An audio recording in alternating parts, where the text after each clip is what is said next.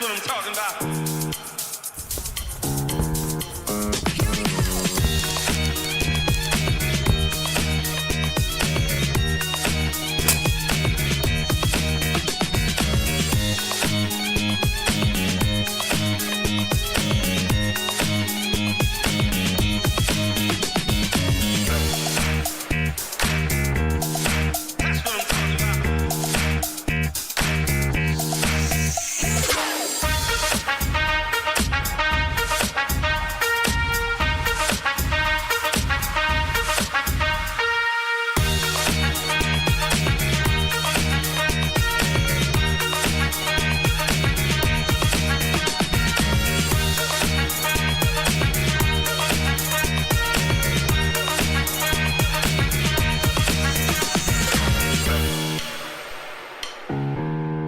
That's what I'm talking about.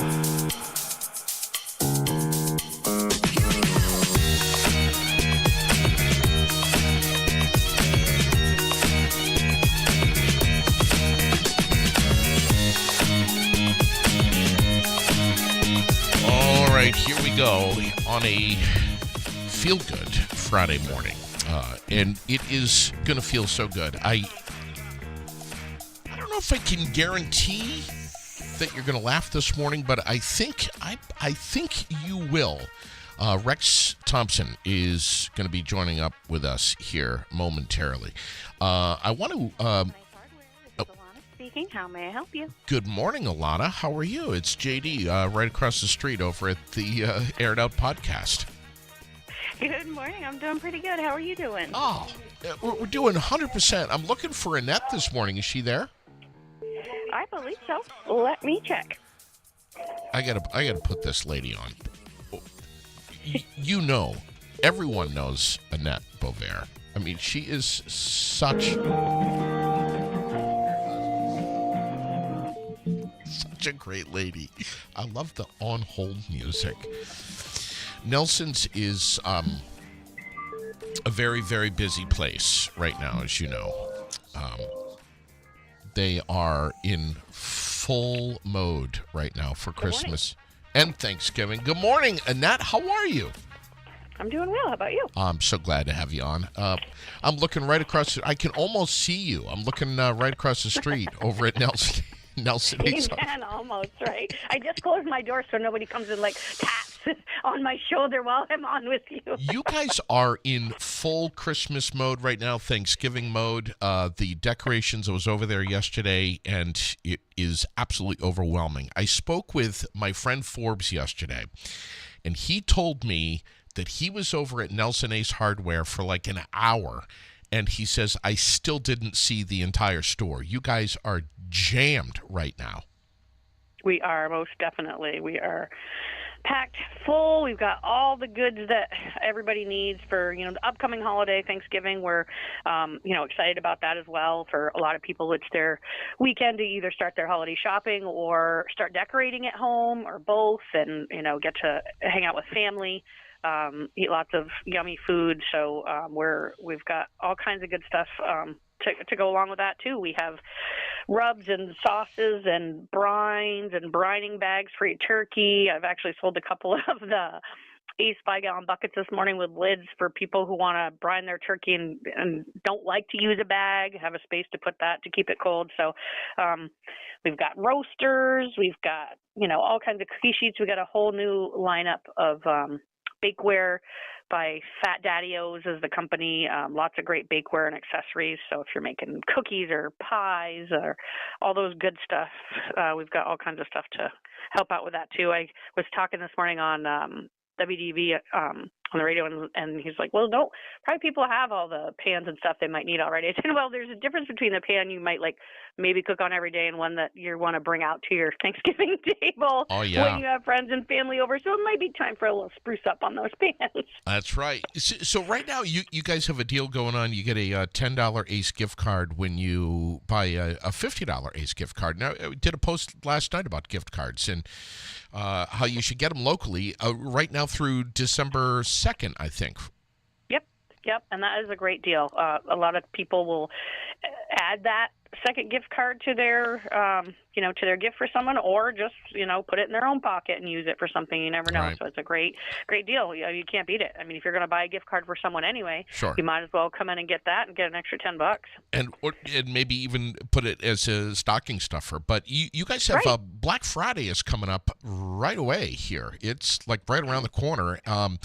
You've got some more Ace Rewards specials that are good for Black Friday. 50% off one regular priced item of $30 or less. Black Friday only. Right.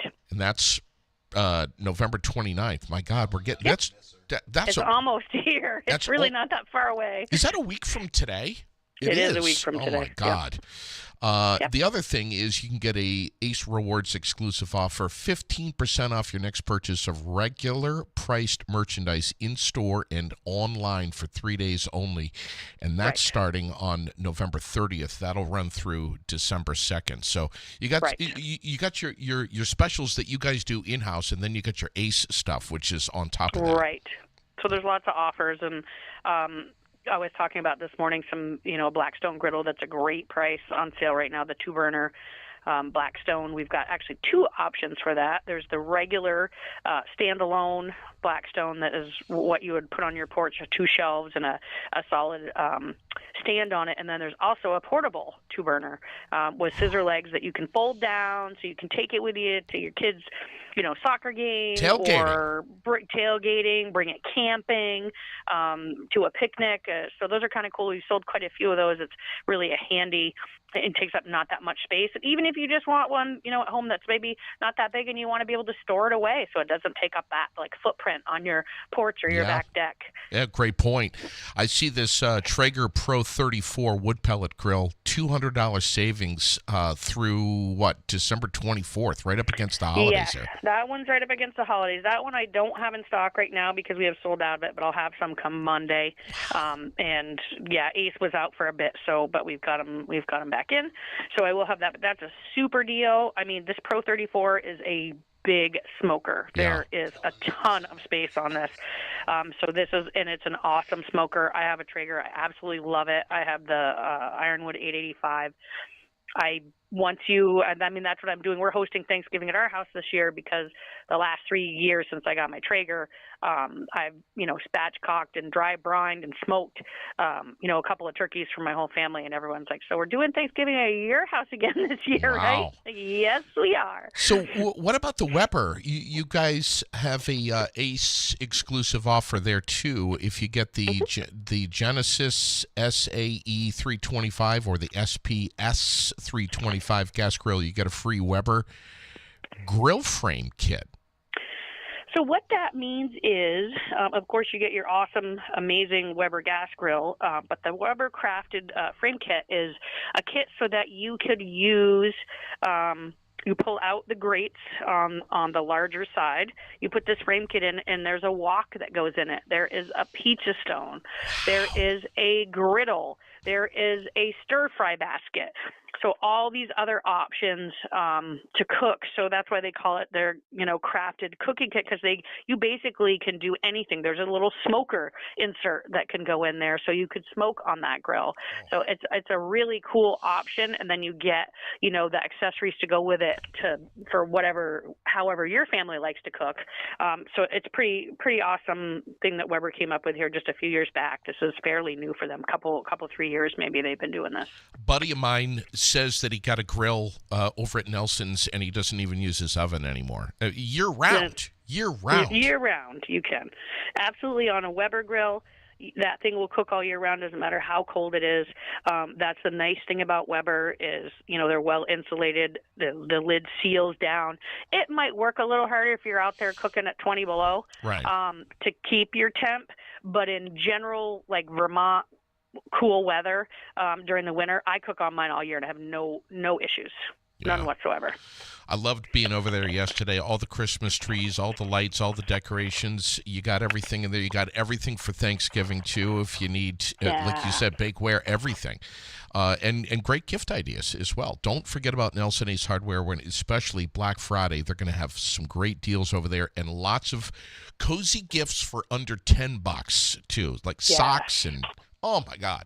Love the socks. So cute. The socks and the little ballerina slippers and some cute little, the pom-pom hat, Serpa fleece throw. One thing that also is something that we sell through every single year, and people start calling about it in October to make sure we're going to have them, are the Amaryllis bulb kits. Those are $8.99 on sale right now.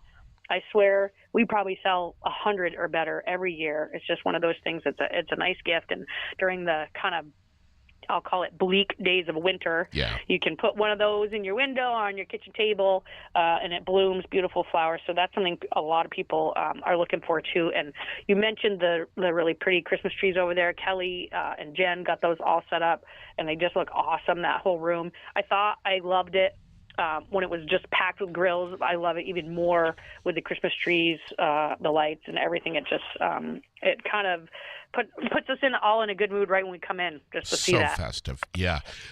So what's the deal? You guys are open till what time tonight and this weekend too? This weekend we're open. Tonight we're open till 6. Our regular hours 7:30 to 6.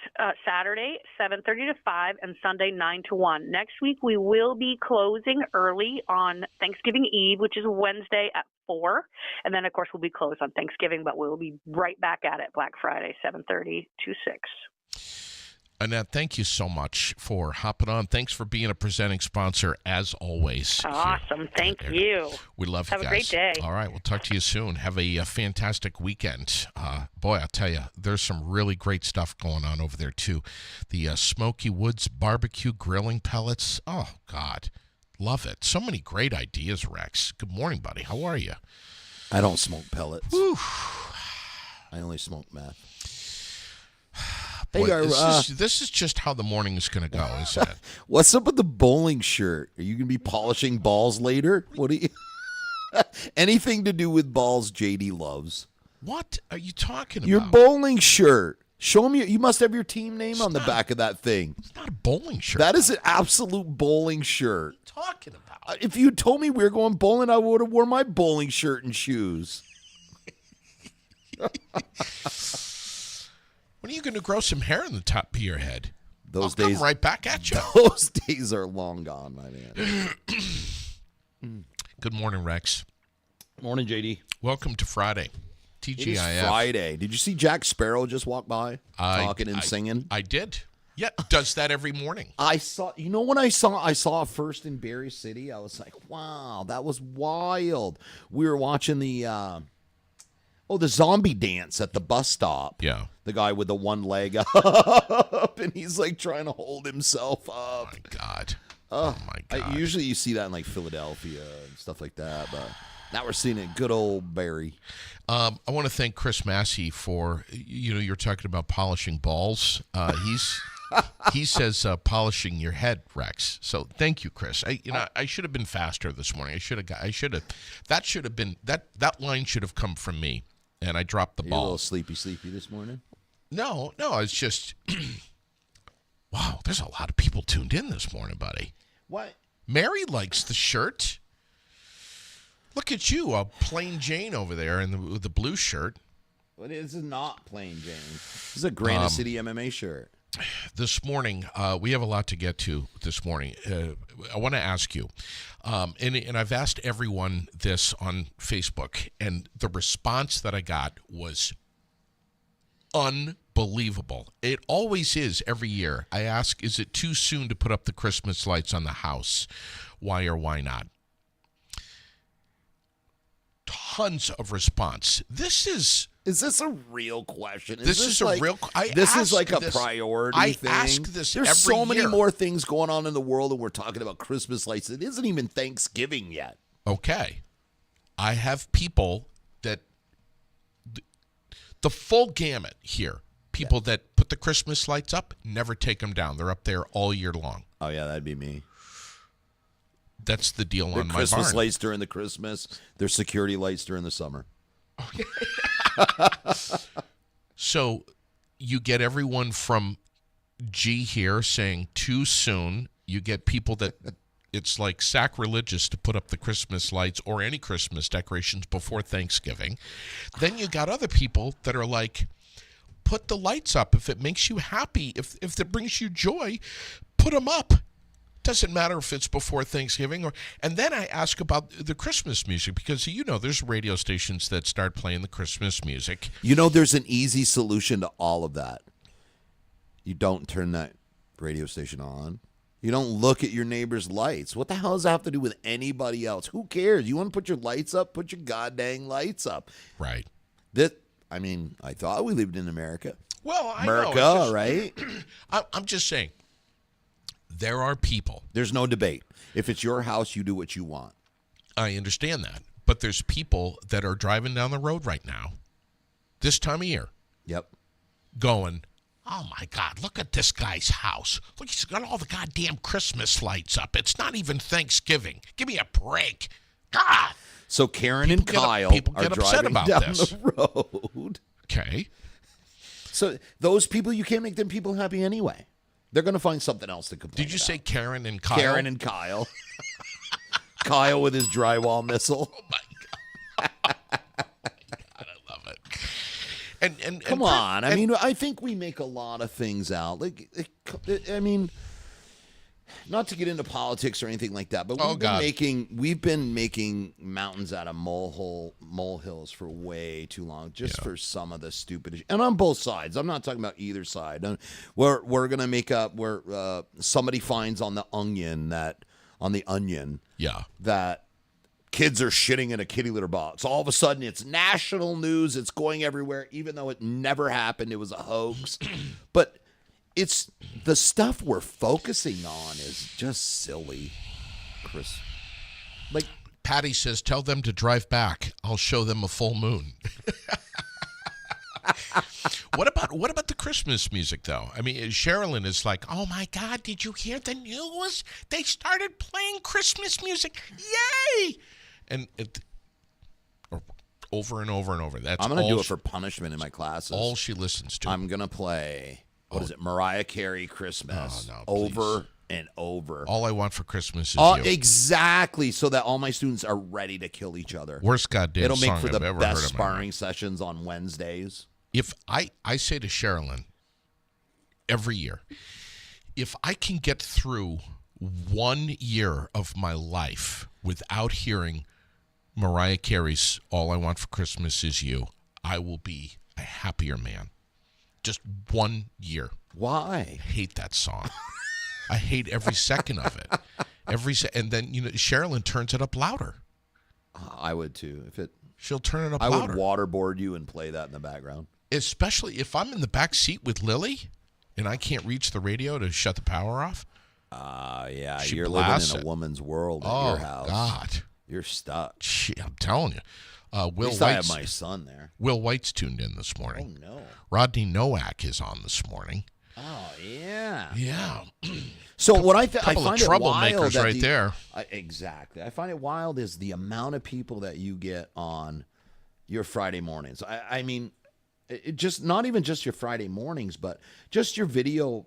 What was it yesterday up at the jobs? 12,000 people. What local podcasts are getting numbers like that? And people watching live across your platforms are over 1,500 people live. I know for a fact, because I've been advertising with you through my Barslow Construction for years, and I can, God honest truth, say that, I've gotten a ton of business. So I know there's so many people locally that watch you. So if you're a local business, as far as I'm concerned, your podcast was the biggest bang for the buck. I've spent thousands of dollars on radio. I've spent thousands of dollars on TV, and I've gotten more response. And I'm not saying this like it's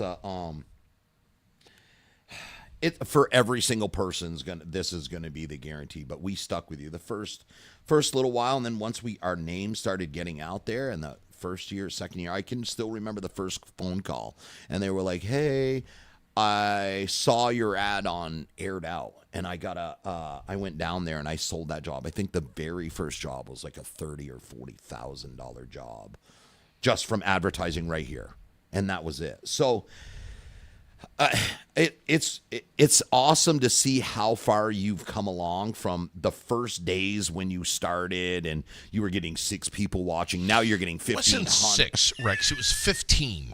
You were wearing 15. Underwear. You didn't even have pants on underneath the desk. So I'm glad you're at least wearing pants now. So you've come a long ways in that department too. Thank you, brother. Thank you for saying that. I appreciate you. Absolutely. What's the other thing I wanted to kind of ruffle the feathers here this All right, morning? how are you going to get me going this morning? So people don't know this. So I don't even know what the hell you're going to ask me today. Yeah. But I'm sure it's going to be wild, and you're going to get my opinion I know. on it. There was a Christmas movie playing at my house the other night. Okay. I'm sorry, I don't even remember the name of the Christmas movie, but Lily was watching it, and Did it there have was Bruce Willis in it? no, it wasn't Die Hard. Okay, so it wasn't really Which a Christmas which is movie. not a Christmas movie, by the way. I'm sorry, it's just not. And neither is Home Alone. But we were watching this Christmas movie, and there was Lily was sitting next to me on the couch, and there was some reference to Santa Claus possibly being a female. Stop trying to ruin Christmas. Stop it. Women ruin enough things. They don't need to ruin our Christmas. You know, Stop. Where was- does this come from? I know there was something that was said. Saint Pete. There was something said. Not Saint Princess, not Saint Patchouli. Well, Saint Pete. Nicholas. Saint Nicholas. Nicholas. Yes. Saint Nicholas, sorry. And it was, they were just bringing up the question. Well, Santa Claus might be female.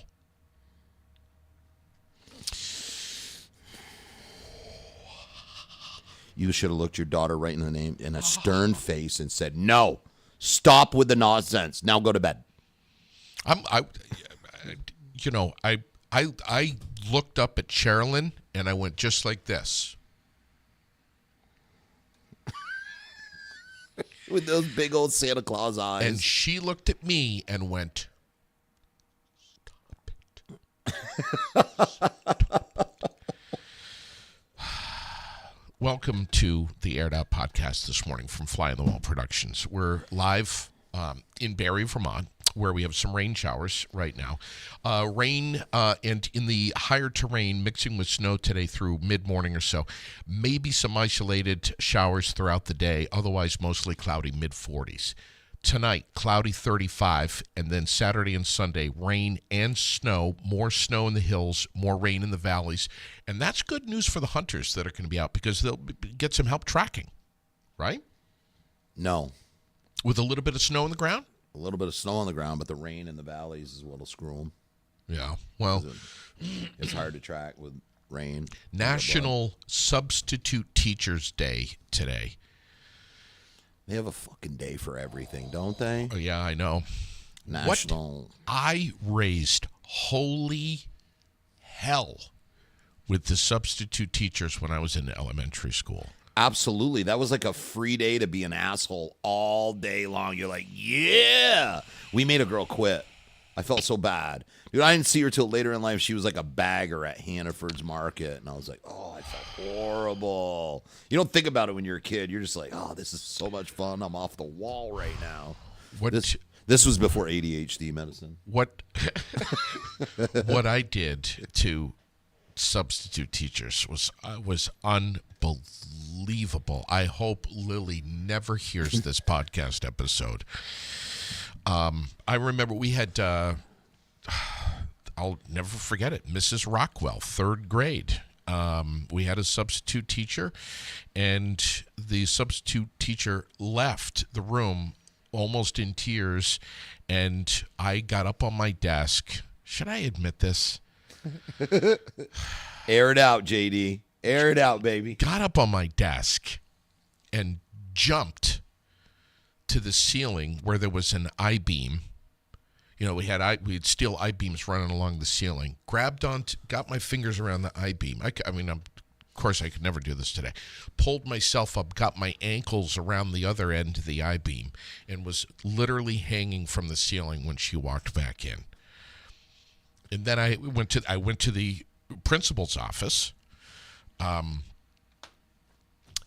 I sat down, and he slammed the door, and he said, "You better knock this shit right off. You understand me?" Pissed. Red-faced Your principal? principal. He's got to understand it's a substitute teacher. It's what we all do. Well, this was back, this was early 80s. Yeah. Early 80s. Yeah. Like, so this was like 1980, I think, 80, so back when you 81. went to school, that was like a one-room schoolhouse kind of thing. Bastard. Teacher and the principal are the same person. Hey, do you know any of these people? Joe Kelly. Sounds familiar. Do you know Paula Clark? Oh, yes. I know. Of course I know Paula. I just built her, just sided her house and everything up there. Really? Wait, Paula. Which one? Paula Clark. Yeah, I think, Paula is Keith's mom. Carolyn Appleton, Megan Porter, Brandy Thompson. These are all birthday folks today. Oh, nice. Brianna Moore, Chris Doncaster, Tom Arnold, Jordan Riley, Darcy Warner. I know Tom Arnold. He was married to Roseanne. Oh, Jesus. Ashley Pirro, Bucky Quimby, Joe Kelly, all on the birthday list today. Also, celebrity birthday list, Oscar Pistorius is... He's 38 years old today. What's he famous for, JD? For those people that don't know. He's famous he's the South African runner that had no legs. No legs, right? Made history by competing against able-bodied runners at the 2012 Olympics. But that's not really what made him famous, was it? And then he went to prison for killing his girlfriend. There it is. Happy birthday, Oscar. God. Jamie Lee Curtis, 66. Still smoking hot. She really is, though. I know. Yeah, she is. There's something about Maybe her. I'm just getting older, but I hope I end up in a nursing home with chicks that look like Jamie Lee Curtis. She is. I don't think a lot of people would agree with us, but I don't. I think she is. Stephen Van Sant, 74. Let's see. Billie Jean King, 81 years old today, the tennis legend. 81. Wow, that's more your era, right? Fuck off. 6 days to Thanksgiving. Are we ready? What's going on? I've already had my Thanksgiving. You did? I did, because our family goes to Florida. They head down there, so we had a early Thanksgiving already. All right. So I'm going to, I'll butterball a turkey or something. 33 days to Christmas. You ready for that? No, I haven't even thought about that. I will go, so on day 32, I'll go Christmas shopping. All right. Big announcement this morning. I told you I would make it, and here it is. FGB Theaters and I have teamed up, and we are hosting a holiday drive to make the holidays a little bit better for Vermonters in need. Starting today, at both the Paramount and the Capitol Theaters, they're collecting hats, mittens, blankets, gently used coats, and even new unwrapped toys for children. You can even donate non-perishable food items. So we have joined forces with the Berlin Police, the Montpelier Police, the Berry City Police. Is that with Jason Fleury also? Jason Fleury, Are you guys going to put a box up at our show so we can advertise that? People could bring gifts up there. That would be up to Jason Fleury. I'm sure that they would. And Christmas for Kids. Absolutely. Which they do right here in Barrie. So that's a couple things. So if we can can I just say, it's called Christmas for Kids. Yeah, 100%. It's not called, and never will be called, December Gifts for Kids. Yeah, it's called Christmas for Kids. And that's Christmas with the letter C. Thank you so much. And that's it. It's just a simple. And that's all you got to do. We don't have to like dwell on it for days. Say no, thank you. Yeah, here it is, and move on. Right? Otherwise, you spin on that shit, right? These police departments are going to be providing assistance in supporting this effort. They're going to get everything that's donated into the hands of local Vermonters, which I think is fantastic. Speaking of the movies, Wicked is heading for a blockbuster Wicked weekend at U.S. movie theaters. Oh, there's my ticket. Are you getting a ticket right now? Yeah. No, don't worry. I'll put it in there with the other ones. Yeah. She's not even fucking around. She's been around giving out tickets since I was in the womb. I told you to park out back, you asshole. At least she doesn't steal the money. Why don't you go out and talk with her? No, we've had words before. We've talked. I just let her write the ticket. She's going to write it. Put her in a chokehold. I imagine, what's the ticket, like $5? I don't know. I'm Something going to like spend that. that much in quarters. You did tell me to park out back. I get it. Anyway, Wicked the movie is supposed to make over $130 million over the next 3 days. Wow. Sports, Nick Chubb's 2-yard touchdown run through the snow, 57 seconds left, gave the Browns that 24-19 win over the Steelers. I don't even like golf. Thursday night football last night. On the ice, Bruins took out Utah 1-0. I don't watch basketball either. Oh, my God. And basketball tonight, 7 o'clock, Celtics and Wizards. All right, Vermont regional headlines. Are you sitting down? Well, of course I'm sitting down. Here we go. The Stop the Cuts honk and wave yesterday was massive up at the Central Vermont Medical Center. Huge. It's all over the news.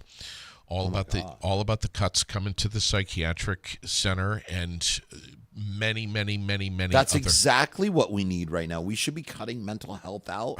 I mean, no, Rex. absolutely. Let them run free. Let the chaos begin. No, seriously, they can just do let the mental health crisis explode, and you know how we'll fix it? We'll come up with new gun laws.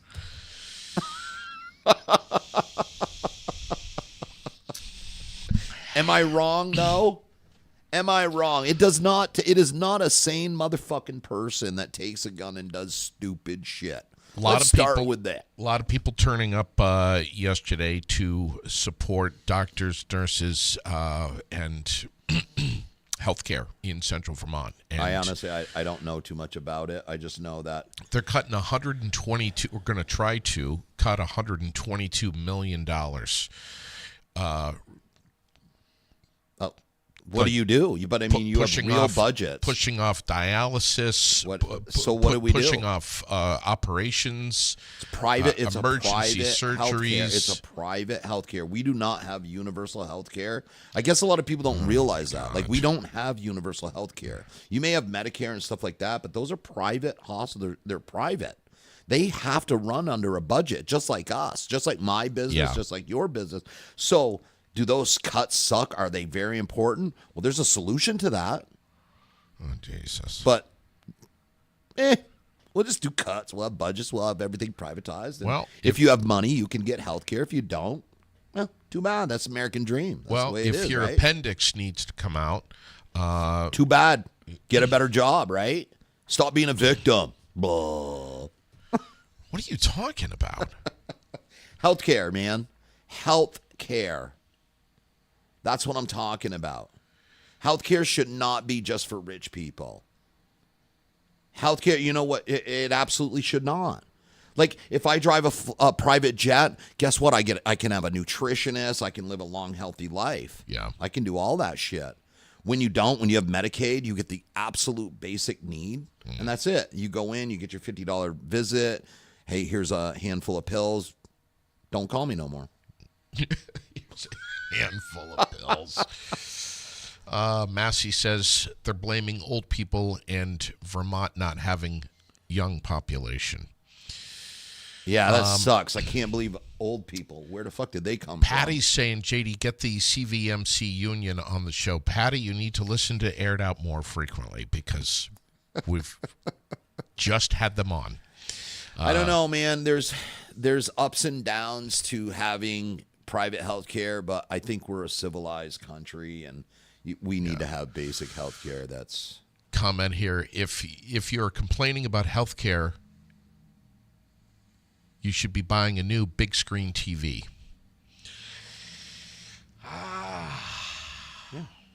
I mean, we pay a shit ton in taxes. It was a huge turnout yesterday, both don't understand it, down in the Mad River Valley and up at the hospital. Huge turnout.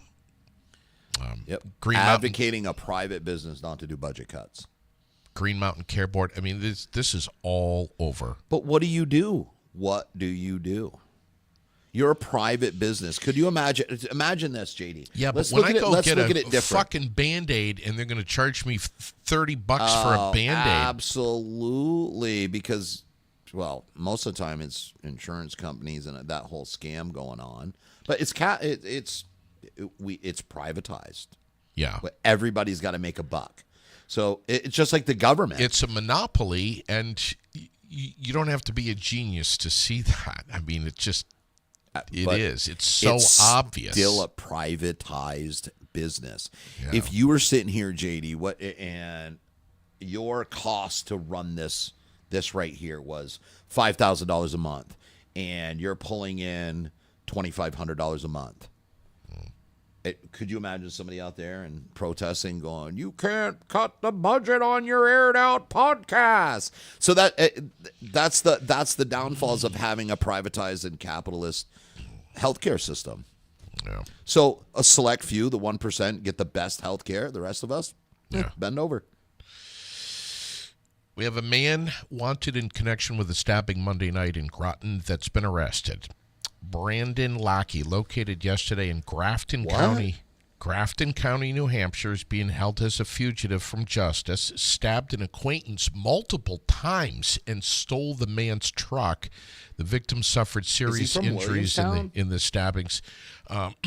No, but he was last reported to be in stable condition. So this guy's okay, but still. No, this Brandon Lackey. Don't know. But they found him. Why, you know this name? Yeah, sounds super familiar. Okay. Huh. Well, he stabbed some dude and stole his truck. Yeah. And the guy's still alive. So it's just a stabbing. You can live from a stabbing. Well, there's a picture of him on the aired out page. You know how you prevent yourself from getting stabbed? You go to self-defense lessons at Granite City MMA. And we teach you how to run away if somebody has a knife. We have a state prisoner that has pleaded guilty to manslaughter in the death of his cellmate at the Northwest Correctional Facility in St. Albans. Roby Mafuta has been charged with murder in the death of Jeffrey Hall. The plea agreement calls for Mafuta to spend 8 years in prison with 2 years credit for time served while awaiting trial. The family of the victim has endorsed the plea agreement, acknowledging the mental health and mental illness aspects of the case. Yeah, 8 years in prison should solve his mental health issues. Incredible. Imagine. We have a guy from Arkansas just sentenced to spend 6 years in federal prison for traveling to Vermont to have sex with a minor. 25-year-old Nicholas Shelton started communicating with a 15-year-old girl. What's his name, Matt Gates? Nicholas Shelton. Oh, my God. I couldn't hold it back, man. 15-year-old girl on social media in March of 2023. That same month, he traveled to Vermont and was found living in the teen's garage by her parents, and he was evicted. Where? He was evicted. Let me ask you this. Okay, so shot. Let's get back to this story. Let's get back to the real. Parents find this guy from Arkansas living in the garage. Let me ask you this, JD. You have a healthy relationship with your wife, your significant other, and your daughter, right? Where in any fucking universe would there be a guy living in your garage? How many days do you have to not pay attention to your daughter or child to not know a grown-ass man has moved up here from Arkansas to move into your garage? The parents should be right there with them. I can guarantee you walk into this house and there is probably hordes of trash. There is Mountain Dew bottles everywhere. There's probably a 300-pound person sitting inside of there smoking cigarettes and screaming at kids instead of parenting them. Am I wrong? Where do we find these gentlemen? These gentlemen prey on parents that don't pay attention to their kids. Well, they're not gentlemen, but But point taken. Point. But I'm talking about, you ever watch that, like the Predator there, that guy that went to jail that molested all them kids, and that's what they look for. They look for somebody like a kid that is not engaged with their parents, that doesn't have a strong father, doesn't have a strong mother that will speak up for them. Why did they use the word evicted in the news story here? Found living in the teen's garage by her parents. This would not even be a story if I evicted? walked into my garage and found a grown man sleeping there. Would he be evicted? There would be no story. There would just be a missing man from Arkansas. Parents, pay attention to your kids. Take some fucking accountability. You know what I would have done? The first thing I would have done? Closed and locked the garage door. Then I would have started the car.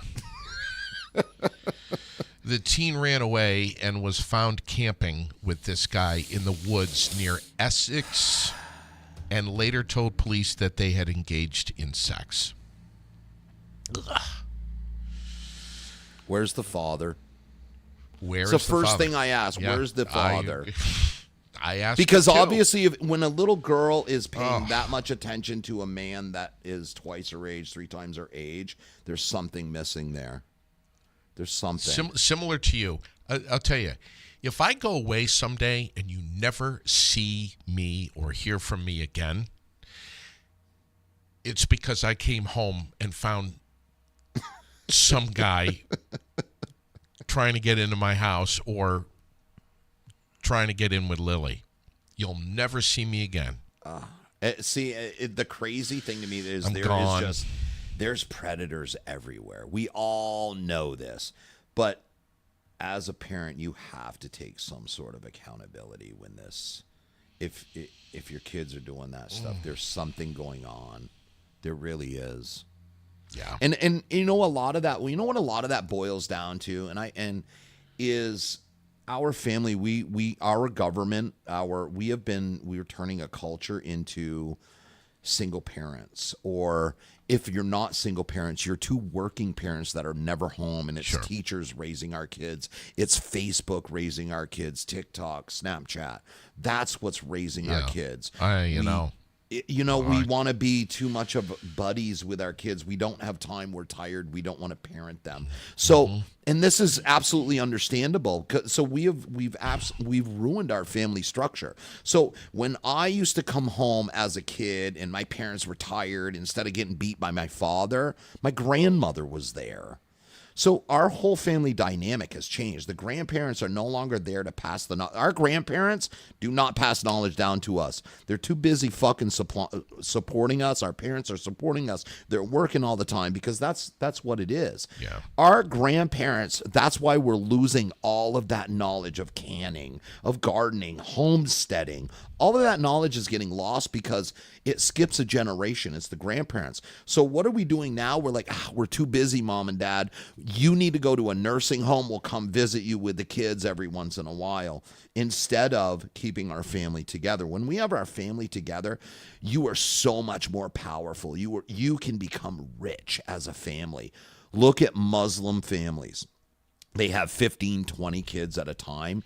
Their entire family is in business together. Their money is pooled together.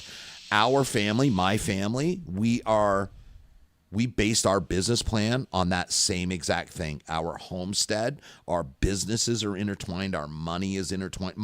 My kids' name is on all of my checkbooks. They're on my house deed. So we understood that how important it is to keep your families together. I will lose everything in my life to ensure that my kids are successful. I will sacrifice everything. My parents never sacrificed. They didn't. They raised me. I got to 17 years old. I had 2 choices, college or the military. Either way, my father was throwing me out when I turned 18. There was no building as a family together to build a legacy together. That was not there. And so, and that's just more of a thing that we do with family now. We save up enough money and so that we can kick the kids out, turn that other room into a den, and We shouldn't be. What we should be doing is that I have all my retirement money. We invested it. My son and daughter didn't want to go to college, so we invested $50,000 into I invested 50. My wife invested 50. We have other family members that invested so that my son could start his own business instead of so now he has to make payments to everybody in the family to pay that back, and that's part of his business plan. So we could have blown a couple $100,000 on college, and you would never see any return from that. And I wouldn't see my son. He'd have to move out of state in order to make real money. My kids they live on our homestead. My son's going to have his house built next year. But the only way that we're able to, I'm not a rich man, but the way we're able to do it is we all work together. We all pull together as a family. Yeah. So when somebody needs something, like my son needs a house, we all pull together. We build him a house. My daughter needed an apartment. She was the older one. I had I have like a mother-in-law apartment right at my house. We made a nice little loft apartment for her and her boyfriend. She pays no bills. She pays, I take that back. She pays her electricity. I pay, and she is able to build her business, which is Donnybrook.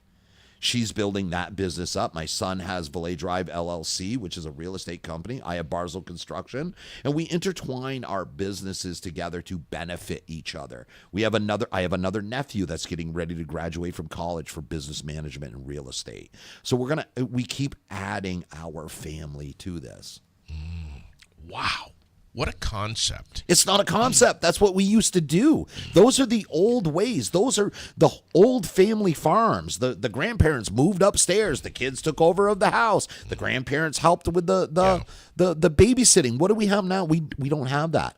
$65,000 a year in daycare a new family has to put out there. Another couple $1,000s a month. There's $24,000 just in rent, $60,000 in daycare. So now both parents are working just to pay daycare and rent. Yeah. Stay home. Crystal's asking, who is this on the air?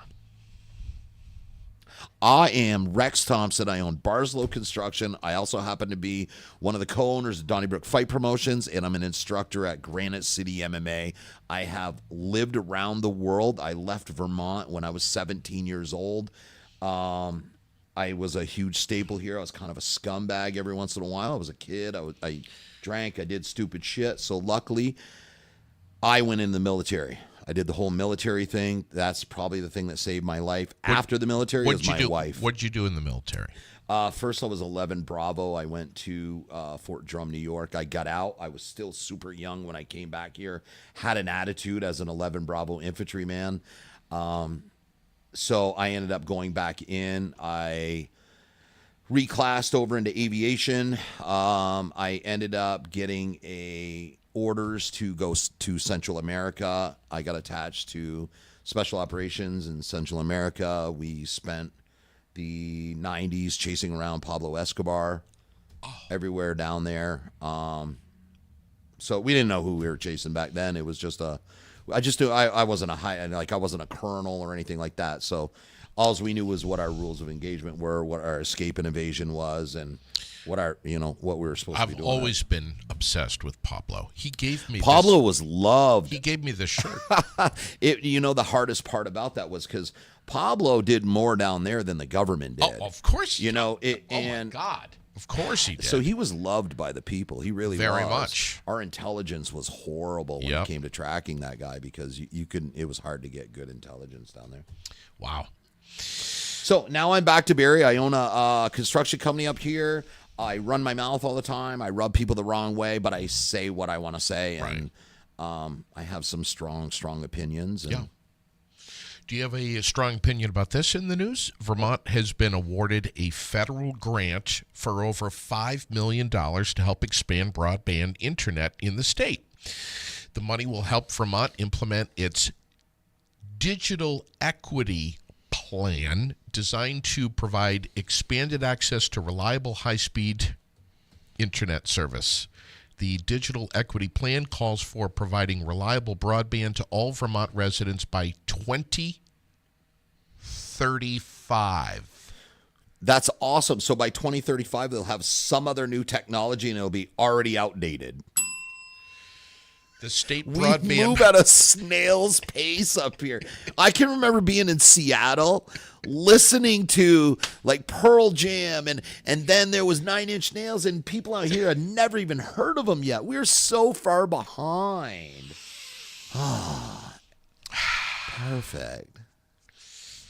It'll be awesome. That's how you keep that wheel rolling, that big government wheel. You got to keep it rolling. I've been hearing this, and you know where I live. I bet the state is still using, like, remember them old IBM computers? Yes.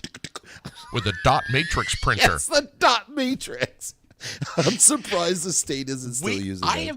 We have been hearing this for the longest goddamn time. Oh my God, fiber's coming to every community. And then in Starlink Vermont. comes up and smokes everybody. Jesus. This is like the biggest rap of shit. We're getting $5 million to expand broadband internet. Yeah, I've been waiting for 20 years at my house. I supposedly have the fastest broadband, and I am always getting killed by little 12-year-old kids on Call of Duty, and my Wi-Fi sucks. I have been hoping, I'm serious here. Yep. I have been hoping for 20 years at my house. To have broadband so you could do that here? For 2 things. Faster fiber internet and a guardrail. You got the guardrail, didn't you? I got the guardrail. Fuck yeah. 2035, you'll have broadband. God.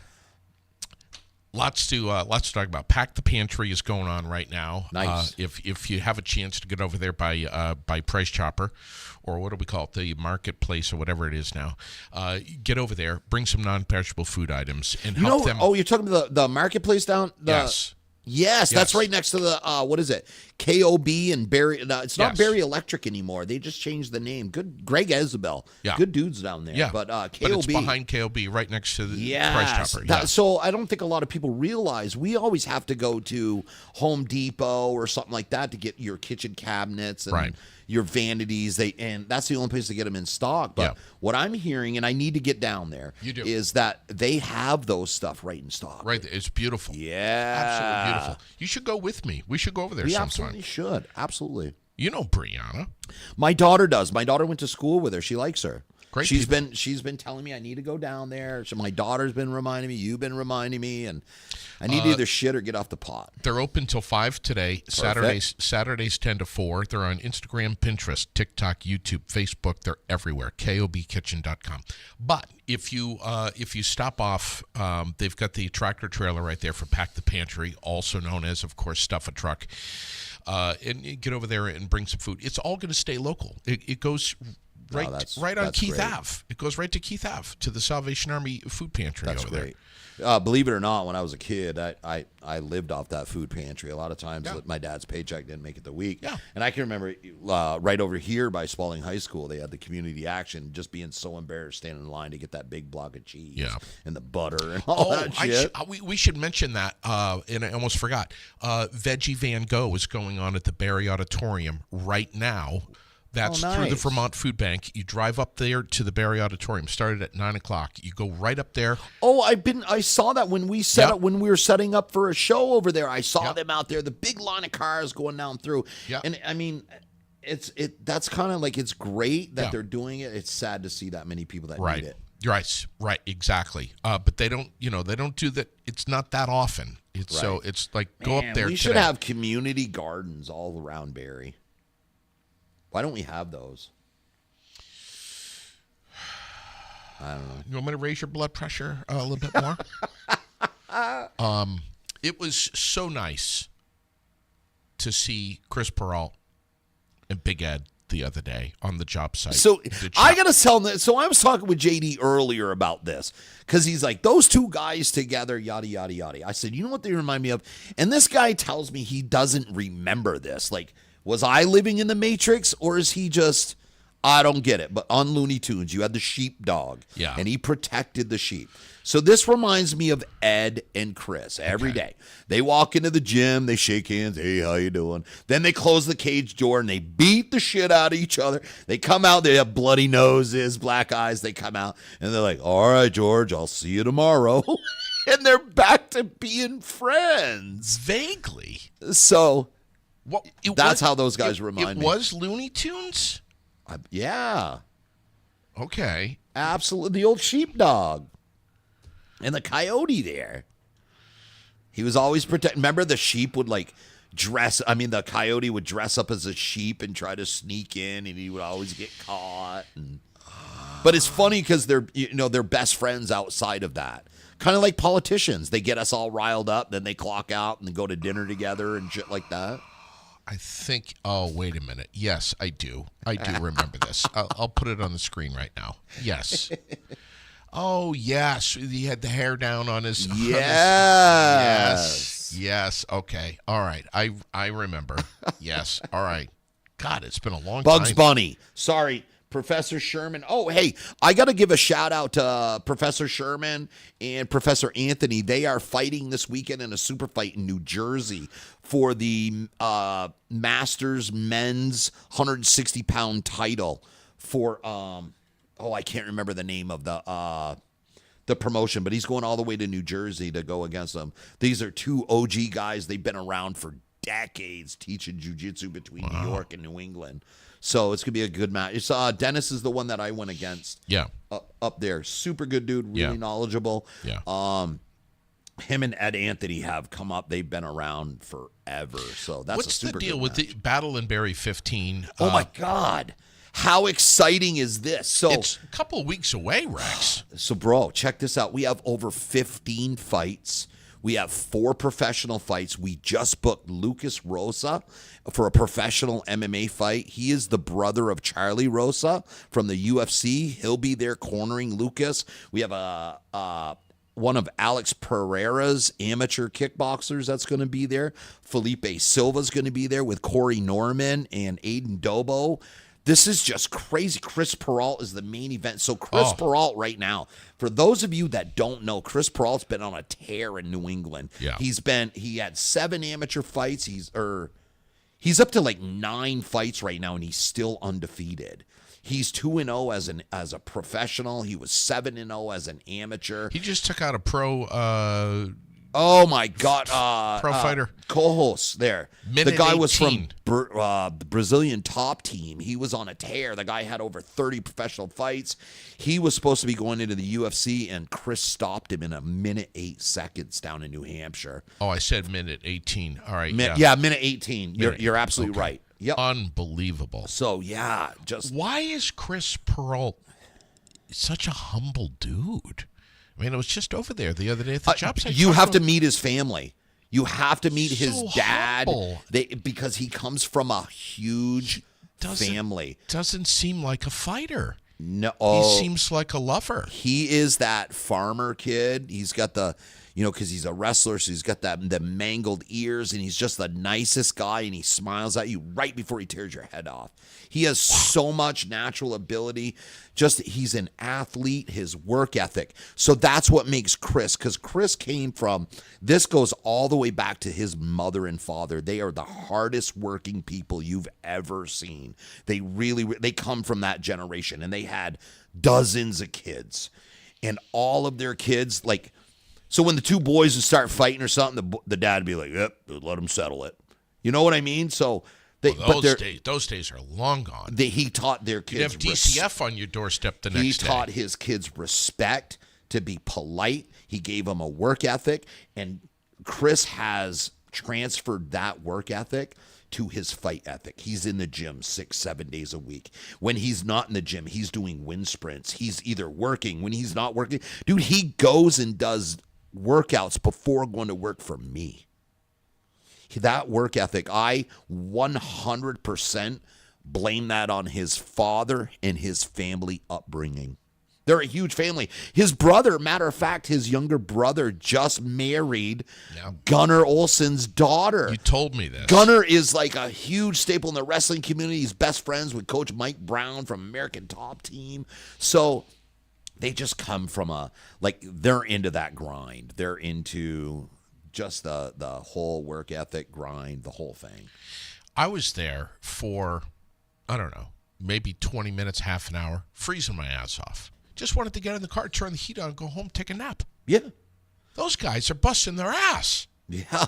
They're out there all day. They're not even getting Christmas bonuses. No. They might get a turkey this year. No, I'm just saying. Don't feel bad for them guys. If I told you the hourly rate they got to be out there in the rain, there's a reason why they're out there. They don't. Like, I understand. I'm not paying them $10 an hour to sit out in the rain. Trust me. And I tell them, I'm like, hey, it's raining, guys. They're like, oh no. I have to send them home sometimes because they want to work all the time. Or if it's 50 below and windy.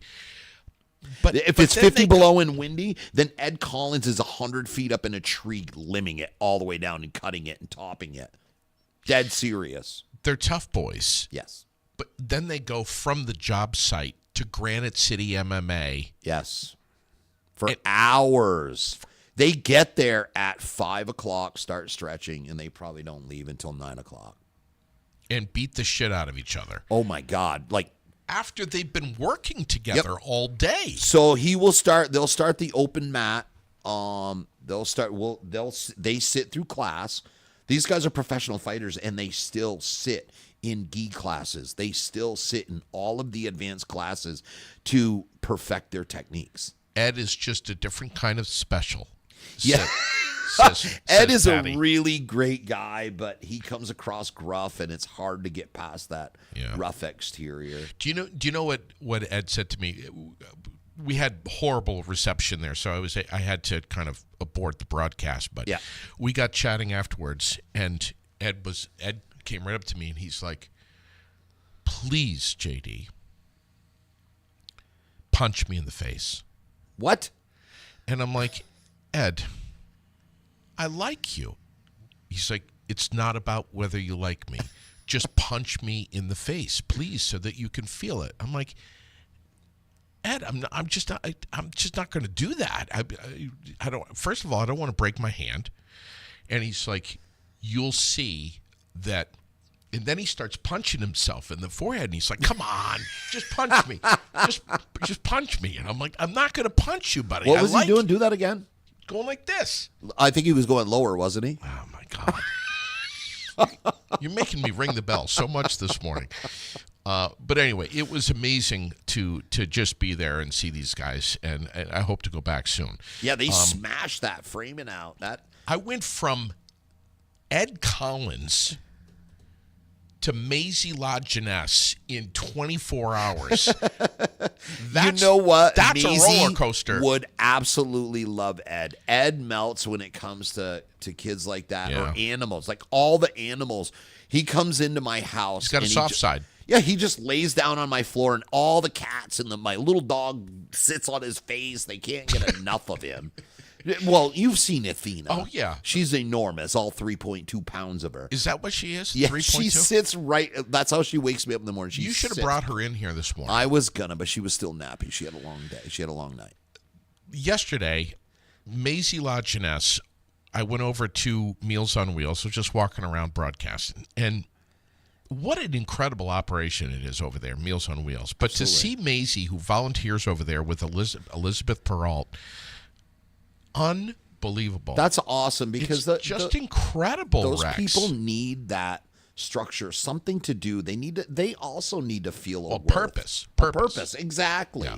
Worth. Yeah, they need to feel a worth. They need because 120 people a day on average is how many Meals on Wheels. And That's awesome. And they're desperate right now for volunteers, for drivers. That's awesome. To move some of these meals around. But they're delivering meals no matter what Mother Nature's doing. It doesn't matter how bad the roads Kayla are. Peralt used to do that. She was doing that a lot right after my best friend died, her brother. Wow. I'll tell you, man, I was just so touched by it yesterday. I love Maisie. I love Elizabeth Peralt. Just Amy, the whole team over there. Just great. Yeah. Bob Woodard over Meals on Wheels. Yeah. Just great people. It was incredible. Well, you know me. I teach Dante on Saturdays. For those people that don't know, I have an autistic child, and we do a little live, and because he gets so excited to know that people are watching him. Yes. So That's his little thing. So I if he really does enjoy good, seeing that, by the way. so what we do is, because I don't have any way to, if Dante doesn't want to listen to me, he Yeah. just shuts down. He's like, I have nothing to take away from him. He'll look right at me. He's like, I'm a teenage boy. I do what I want. Well, Brenda does the same thing. If she doesn't Yeah. want to listen to you, she'll just say, Matt, just not absolutely. listening. Yeah. So Dante, so finally I was like, hey man, I'm calling your mom. And he was like, you have my mom's number? And I showed him. So then he was like, he did not want me to call her. So we came up with this. As long as he does his lesson, Yeah. and we make it through the lesson, then we'll go live and we'll let him talk to his fans. I love that. And do, Good do for it. you, Rex, for Yeah. doing stuff like that. Absolutely. So that's one of the programs at Granite City MMA. Dante is actually sponsored by someone anonymously. So they pay that because we have programs for victims of domestic abuse. We have kids that have been bullied that their memberships are paid for. We provide them with the geese. So We Dante's provide a them with local the training. guy.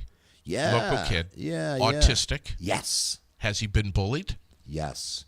And the way that it came about was it wasn't another child. He's been bullied throughout his whole life, but it was a bus driver. What happened was he was on his way home. He freaked out. I guess they drove past his bus stop, and they didn't know how to handle it. There was two bus drivers. One was sitting in the seat to handle the kids. One was driving. Well, the one sitting in his seat put him on the floor and sat on his back. And that kid screamed, and it hurt my heart. Can't do that. No, because if they freak out even more. They freak out. So I have taught Dante. Dante's been with me now for over a year, and I have taught Dante, no grown person will hold him to the ground anymore. And about 6 months into it, his mother, two large nurses, a doctor, tried to give him his vaccine. They wrestled with him for almost 45 minutes before three of them could restrain him to give him a shot. I was so proud of that kid. So I had to learn how to teach Dante. I had never taught anybody with autism before, and I tried traditional teaching. That didn't work. We did striking. That worked too well, so we took that away, and we focus on just him being able to get away from somebody. Yeah. You can't grab him. You can't hold him down. Yeah. That's what I want. I want him to just get away. Yep. That's his purpose of training, is so that he can survive an attack from shitty kids, gang up, beat him up. Yeah. An adult trying to hold him down on the ground. Will he be at the Battle in Barrie 15?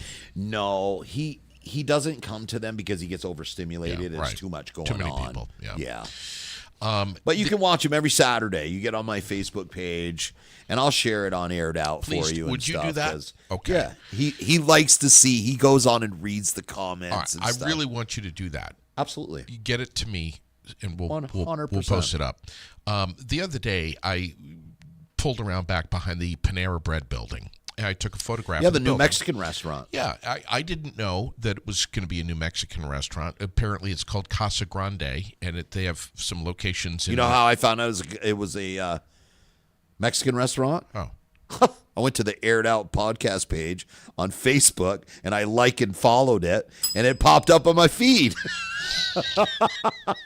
What do you think about this? I think it's great. Did you see all the comments about that?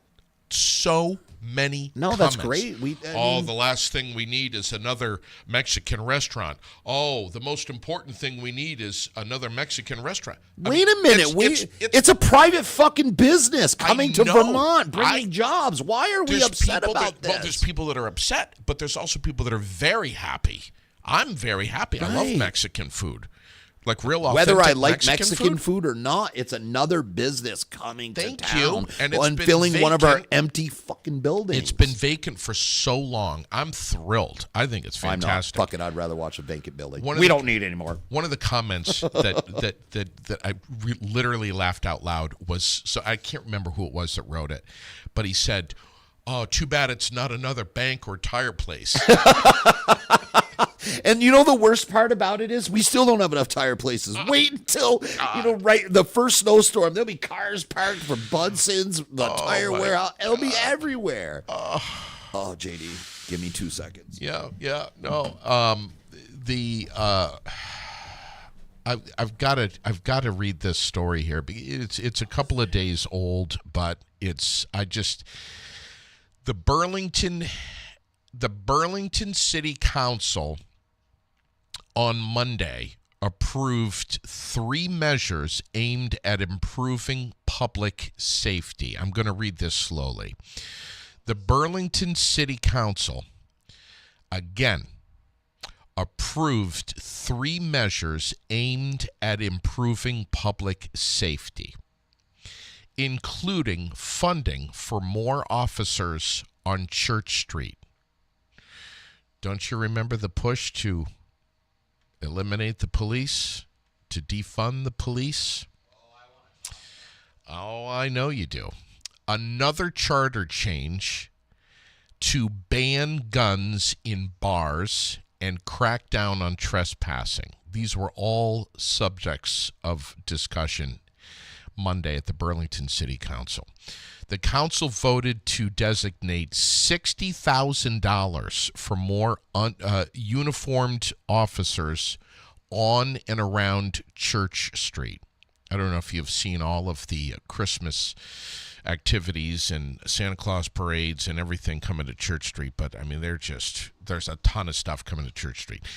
A similar plan to last holiday season, and they're welcoming, trying to welcome new businesses and new business owners who have been begging for a bigger police presence downtown on Church Street. They had a heated debate on Monday. Councilors approved authorizing, I'm going to say this slowly. Councilors approved authorizing non-police officers to issue notices of trespass and tickets to folks engaging in bad behavior. I think that's a great idea. Why not? Okay. It expands so when you go to like Europe and stuff, they have different types of police. They have, so in order for you to carry a gun in like the UK, you have to go through special training. You have to carry like an insurance. There's quite a lot to it. But having more of a police presence, they're saying that these non-police officers are going to be in. It's just like deputizing a sheriff, deputizing someone. Okay. We used to do that. You're enlightening me right now. Why wouldn't you want people in your community deputized, helping clean up the streets? The cops, they have a limited staff, and you have to pay. When you have the cops there, they have their limited staff. Doesn't matter what your budget. You keep giving them money, and they'll buy a fucking Humvee with a Mark 19 grenade launcher on it. I want some comments here. Yep. I want to see what people have to say about this. So why not deputize a bunch of civilians and say, hey, help us clean the fucking place up? Wow. Well, that didn't go in the direction JD thought it was going to go. Bad behavior, like open drug use and shoplifting at businesses or private property. Right. It's a waste of a cop's time to go over and give somebody a trespass. You got a point there, bud. I want them actually arresting murderers. I want them investigating real shit. I don't want them wrapped up with stupid, dumb shit because there's a homeless guy shitting on the corner. There is a problem. Give him a trespass, then the cops can come and arrest him. You just said shitting in the corner. Yep. There's a problem right now with public urination and defecation. Yep. Every major city in the world. City Hall Park, Burlington, right now. Yeah. Every major city in the fucking United States. Doug Dupree says even our state's constables have to go to the police academy to write tickets. But a sheriff can deputize anybody, and Well, Glenn's point of somebody's going to get hurt. I mean, that's kind of where I'm like. No, they had them here. They had what did they call them? The bumblebees when they were around The bumblebees, yes, Yep. with the yellow and the black. Good luck trying to hurt Steve Rich because he was one of them. Well, that's true. You have a good point there.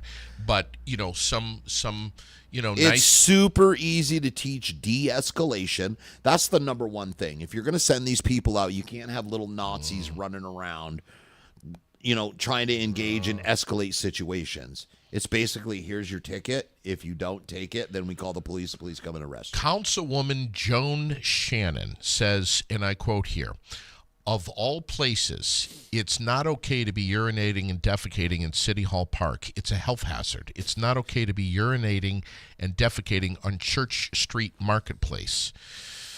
Well, that's it. Where they've got That's just common sense. Where they've got the Christmas tree lighting ceremony coming up. What I mean, that's just, we know this. You don't need to address it. We know this. Send them people. So this is what it does, is this streamlines They it. want public restrooms in the area. Okay. So the council also voted for another charter change, which would ban. I guess that would be up to the taxpayers because they're the ones paying for it. Well, do the taxpayers want public restrooms out there to clean up the streets, or that's the real question? Doug and I are on the same page. He says that's why I avoid Burlington. Which I just, same deal. I love going to them cities looking for trouble. No interest. I'll go with you, but there's another charter change that they voted for to ban guns in Burlington bars. So this is stupid because there's already a law. You're not supposed to be in a drinking facility with a gun. And if you shoot somebody and you're drunk, plan on going to jail. There's no reason for you to have a gun inside of a bar. I teach self-defense. I carry a gun. I carry guns everywhere. It's on your federal form. Are you under the influence of drugs or alcohol? Hunter Biden just got busted for this, for smoking crack and buying a gun. So just don't go to a bar with a gun. There's no reason to have a gun inside of a bar. Vermont If governor. you're drinking. Yeah. I used to go to bars in Central America and I carried a gun, but I wasn't allowed to drink when we carried. Governor Phil Scott and others have questioned how to ban or how a ban on guns in bars would be enforced. Burlington Police Chief John Murad says his response to all this, he's stepping down from his post. Yeah. In the new year. Every time he gets hired, run away. That's how we fix our communities, run away. Serious problem in Middlebury. The town of Middlebury is working to establish a camping ordinance to address homelessness in the area. But many have nowhere to go. All of a sudden, beautiful little Middlebury has a homeless problem. Shocker. You know what I've been telling them? Florida's nice this time of the year. Like, seriously, if you're that down and out, why are you limiting yourself to stay here? I wonder what would keep a homeless person here in Vermont with cold weather and stuff like that. I've wondered the same thing. Are they here for our jobs? I've Is that what they're here for? I've Are they wondered- traveling across the country to come here for our jobs? wondered the same thing, man. It must be the scenery. It's definitely not those benefits. That's not why they're coming. Heads up if you're traveling to Canada. Starting in January, I fucking love Canada. There's going to be new hours at some border crossings. U.S. Customs and Border Protection says cutting the hours at some crossings will allow them to funnel resources to the busiest ports of entry. In Vermont, that includes ports of entry in Alberg, Canaan, North Troy, and West Berkshire.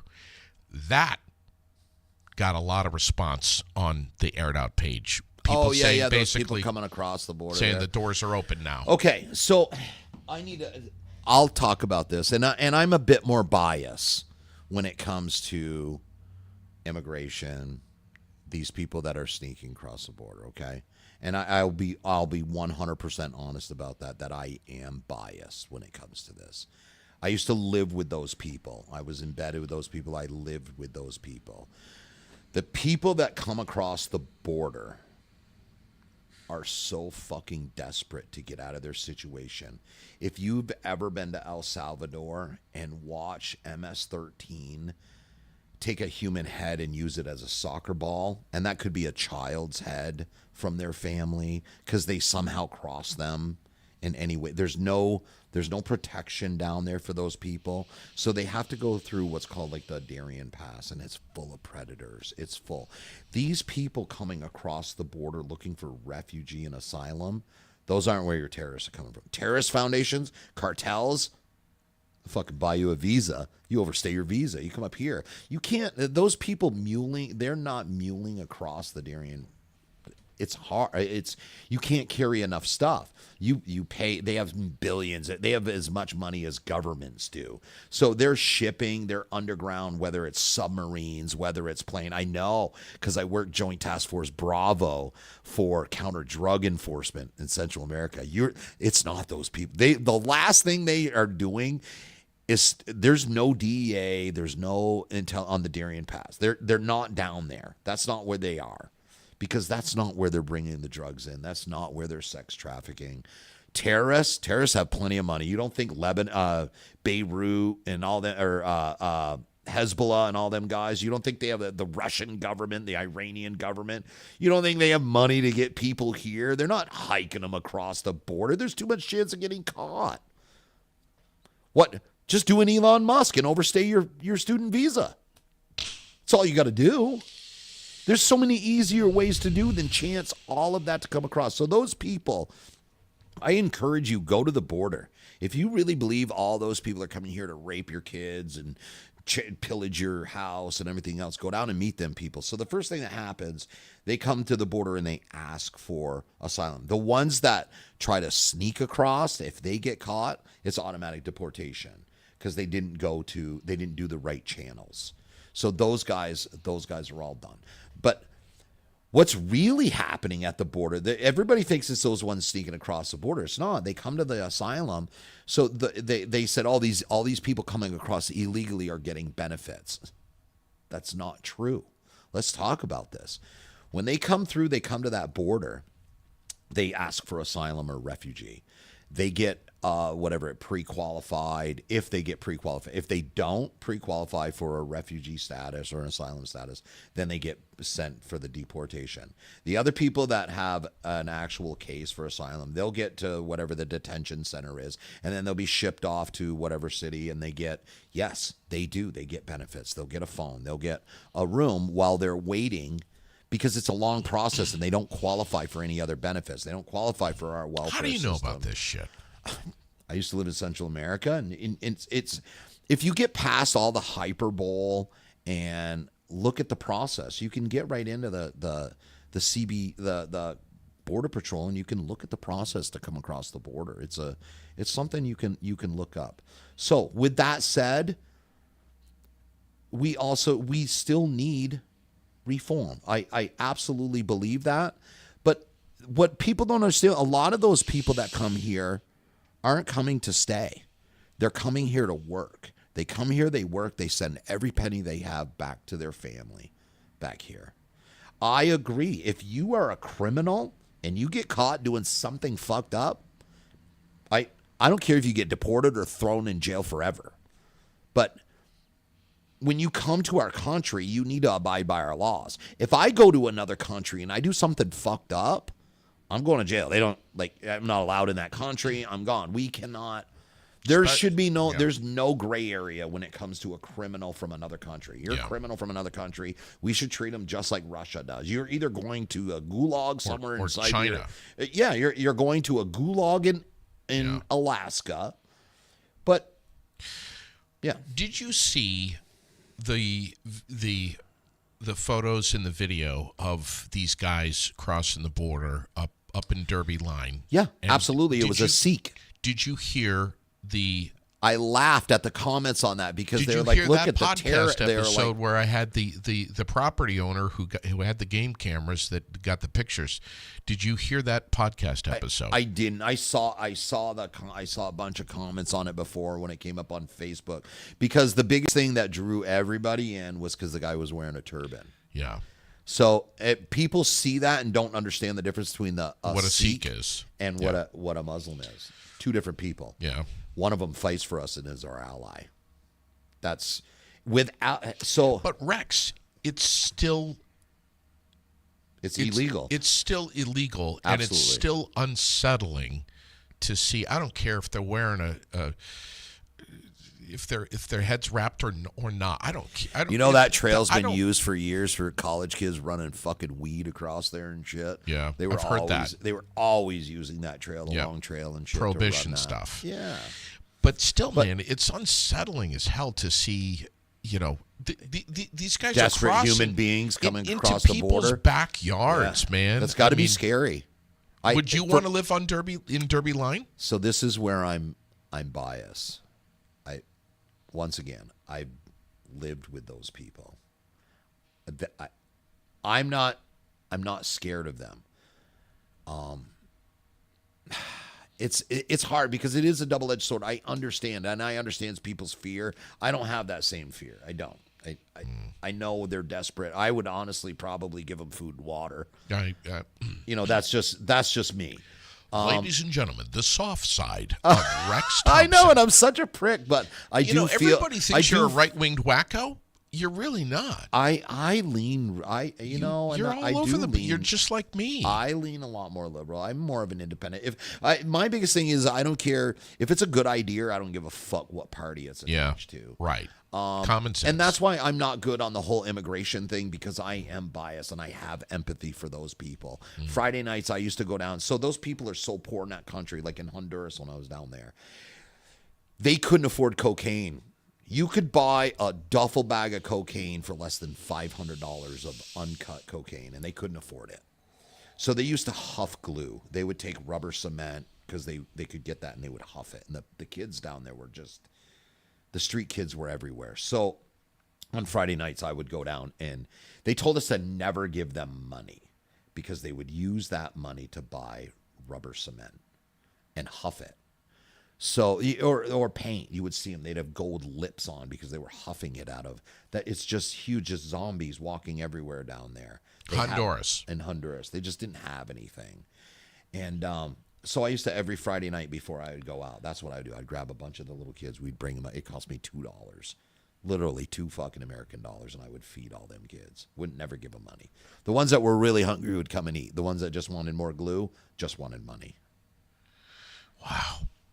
So it's really easy to judge people when we sit in our own thrones in a nice, comfy home.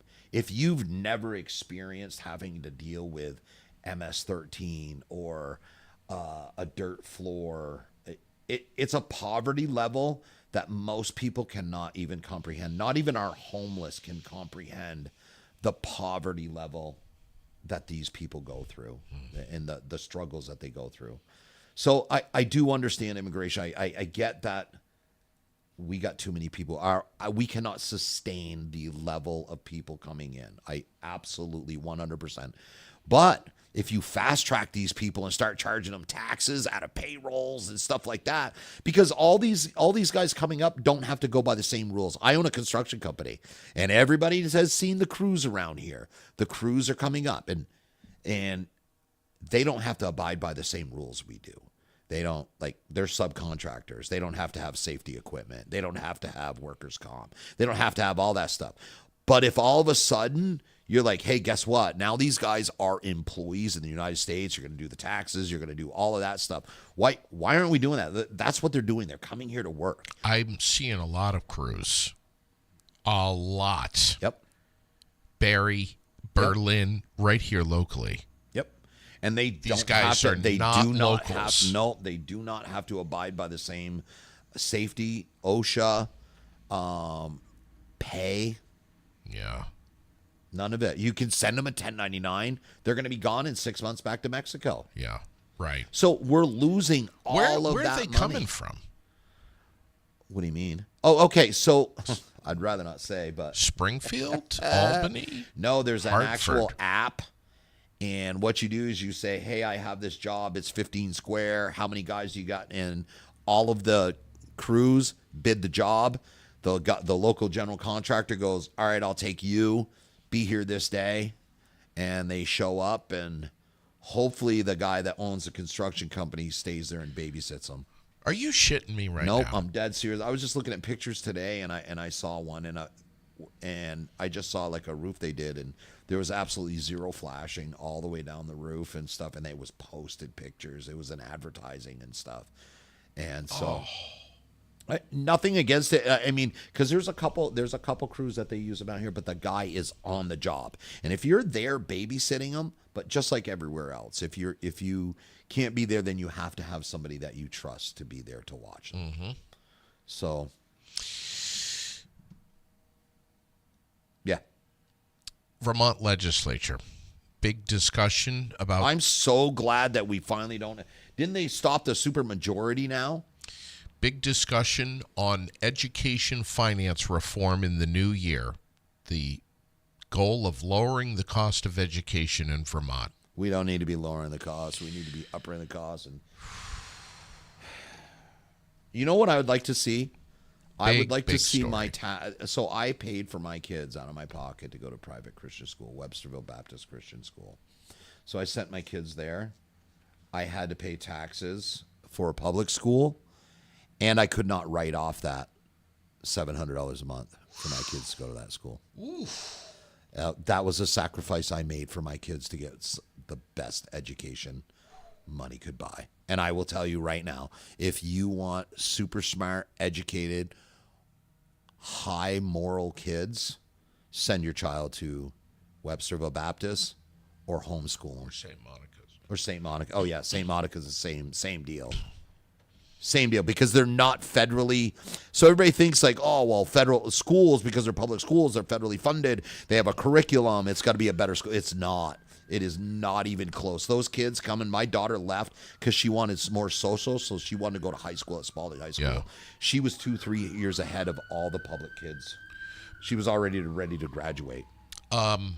Make sure you go back and read all these comments. Dwayne Beatty just says, I've been losing a lot of jobs lately because of these workers. So yeah, Dwayne's my cousin. Okay. Beatty Contracting. They do a great job on standing seams and rubber roofs, shit like that. Yeah, Dwayne's a good dude. Been local, been around here for a long time. But we can't compete. I have to pay workers' comp. I have to set up staging, harnessing. These guys come in, they're like, they got to pay the Mexicans, whatever it is, $1,500. They don't have to set up one stick of staging because it's all subcontract out. And wow. Yeah, they don't, like I said, the state is very, very hard on us. They don't want us up on top of a roof without proper staging and stuff like that. So let's jump into national headlines. And I'm seeing one of the biggest ones right now, and this is huge, bigger than probably anything else. The McRib is coming next month. No fucking way. It's next month. You just made this fat kid happy. McDonald's is now selling Rex. You know what I'm picking now? You know what?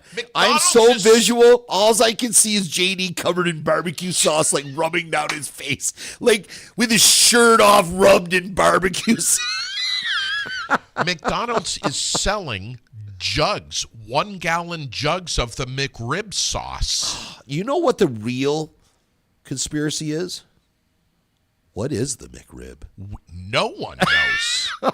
It is some sort of meat product they somehow fuse together. Let's go get some McRib delicious together, and we'll stream it live. Oh my God! I don't know if I could put that in my body. I really don't. You see my goddess of a body right now. Yeah. The last thing I want to do is put that fucking poison in there. Well, it'll work its way out quickly. Give it 30 minutes. No, tops. No. Life without parole is the sentence for the illegal immigrant convicted of killing Georgia nursing student Laken Riley. The judge in Athens, Georgia, found Jose Ibarra guilty on all 10 counts of connection with Riley's death. Ibarra had waived his right to a jury trial. Put him down. Why? Why are we paying for him? He's not a U.S. citizen. So in Honduras, if I got arrested in Honduras, I hate to go back to this, but there was no SOFA agreement. If I went to jail in Honduras, they didn't even have to fucking feed me. You'd have to have people send you food and shit. The Wouldn't that FBI send a message? the FBI says that it has foiled an apparent plot to bomb the New York Stock Exchange this week, the week before Thanksgiving. Wow. They say that this guy, 30-year-old Harun Abdul Malik Yenler, made the FBI's radar after receiving a tip that he was storing bomb-making schematics in a storage unit in Coral Springs, Florida. I just don't understand why there's so many terrorists that want to kill us. It's He not says- like we he said didn't he wanted invade to- their fucking countries Right. over and over again and insert ourselves. He was just taken into custody Wednesday. He says he wanted to reboot the U.S. government. So that's the problem. So that was the problem I had with Afghanistan. So we have a good presence in Iraq, but Afghanistan, the way that we pulled out and just gave it up, Yeah. we fucked ourselves. What do you think's gonna? You think there's gonna be a new Osama bin Laden in 20 years? Yeah. Those kids that lost their moms and dad in drone strikes and shit like that. Right. Who's teaching those kids now? Who's educating the kids? Yeah. It's not Americans. It's Taliban, right? Shit's getting serious. We have a lady named Brenda Thompson who's tuned in right now, watching, listening.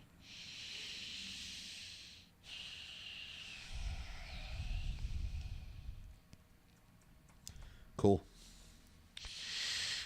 President-elect Trump wasting little time announcing his new pick for Attorney General after Matt Gaetz withdrew his nomination on Thursday yesterday. Beavis.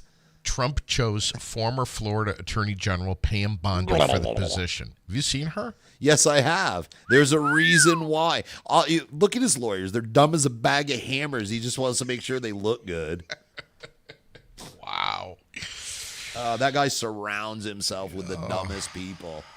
Look at Rudy Giuliani and My Pillow guy. What the fuck? Did you see the comments about Rudy Giuliani and Donald Trump with regard to you and I? Who was That would be a funny costume, wouldn't it? Oh my God. I just gotta learn that dance, that stupid little dance he does.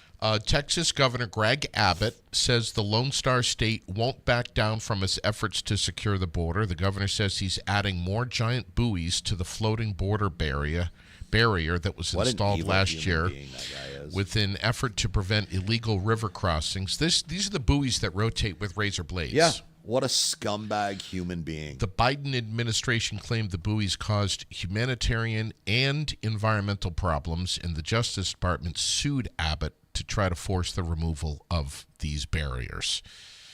That's some medieval bullshit. barbaric right there. shit, man. Yep. I don't know. But there's plenty out there that are like, add some more razor blades. And I bet they go to church every Sunday too. Wow. God bless America. Yep. Fuck them Mexicans. Yeah. Vaccination rates for the flu, COVID-19, and RSV are very low this year. New report from the CDC saying 35% of U.S. Everybody adults switched to injecting bleach and sunshine. have gotten their flu vaccine. Dewormer. 18% got an updated COVID vaccine. Did you get your COVID vaccine? Dude, of course, yeah, I do. I actually do because I teach with the kids and stuff, and I hate that's being true. sick, Yep, man. good I point. really do. I never used to get a flu shot either, and I started getting those too, and I've done really good. I take zinc. I also take zinc. I take zinc every day and vitamin C too. Yeah, I take zinc. I also shoot up the bleach and I take the dewormer. So yeah, I'm golden. Little malaria pill too. Stacy Holden says one of you would need to have the hair coloring run down the side of your face. Donald Trump wants to put Dr. Oz in charge of Medicare and Medicaid. We're not even going to go there. We won't. Let's move on. Sean Diddy Combs. His lawyers say that they raided his jail cell and seized privileged materials, according to TMZ. Yep. His attorney claimed those materials included notes about his legal team and about defense witnesses and strategies for his trial. He's not going to be in there long. He's been reaching out to witnesses from jail saying, Yeah.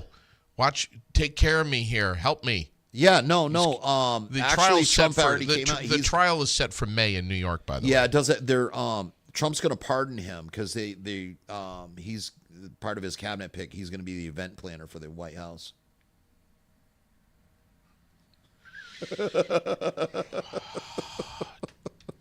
Another one of his good friends. Look at this. All these weeks going by. I wonder if he'll end up suicided now that he's in there too. We've got 2 more alleged victims from Diddy. 1 female, 1 male. It's like every couple of days we've got new. We don't care about that shit as Americans.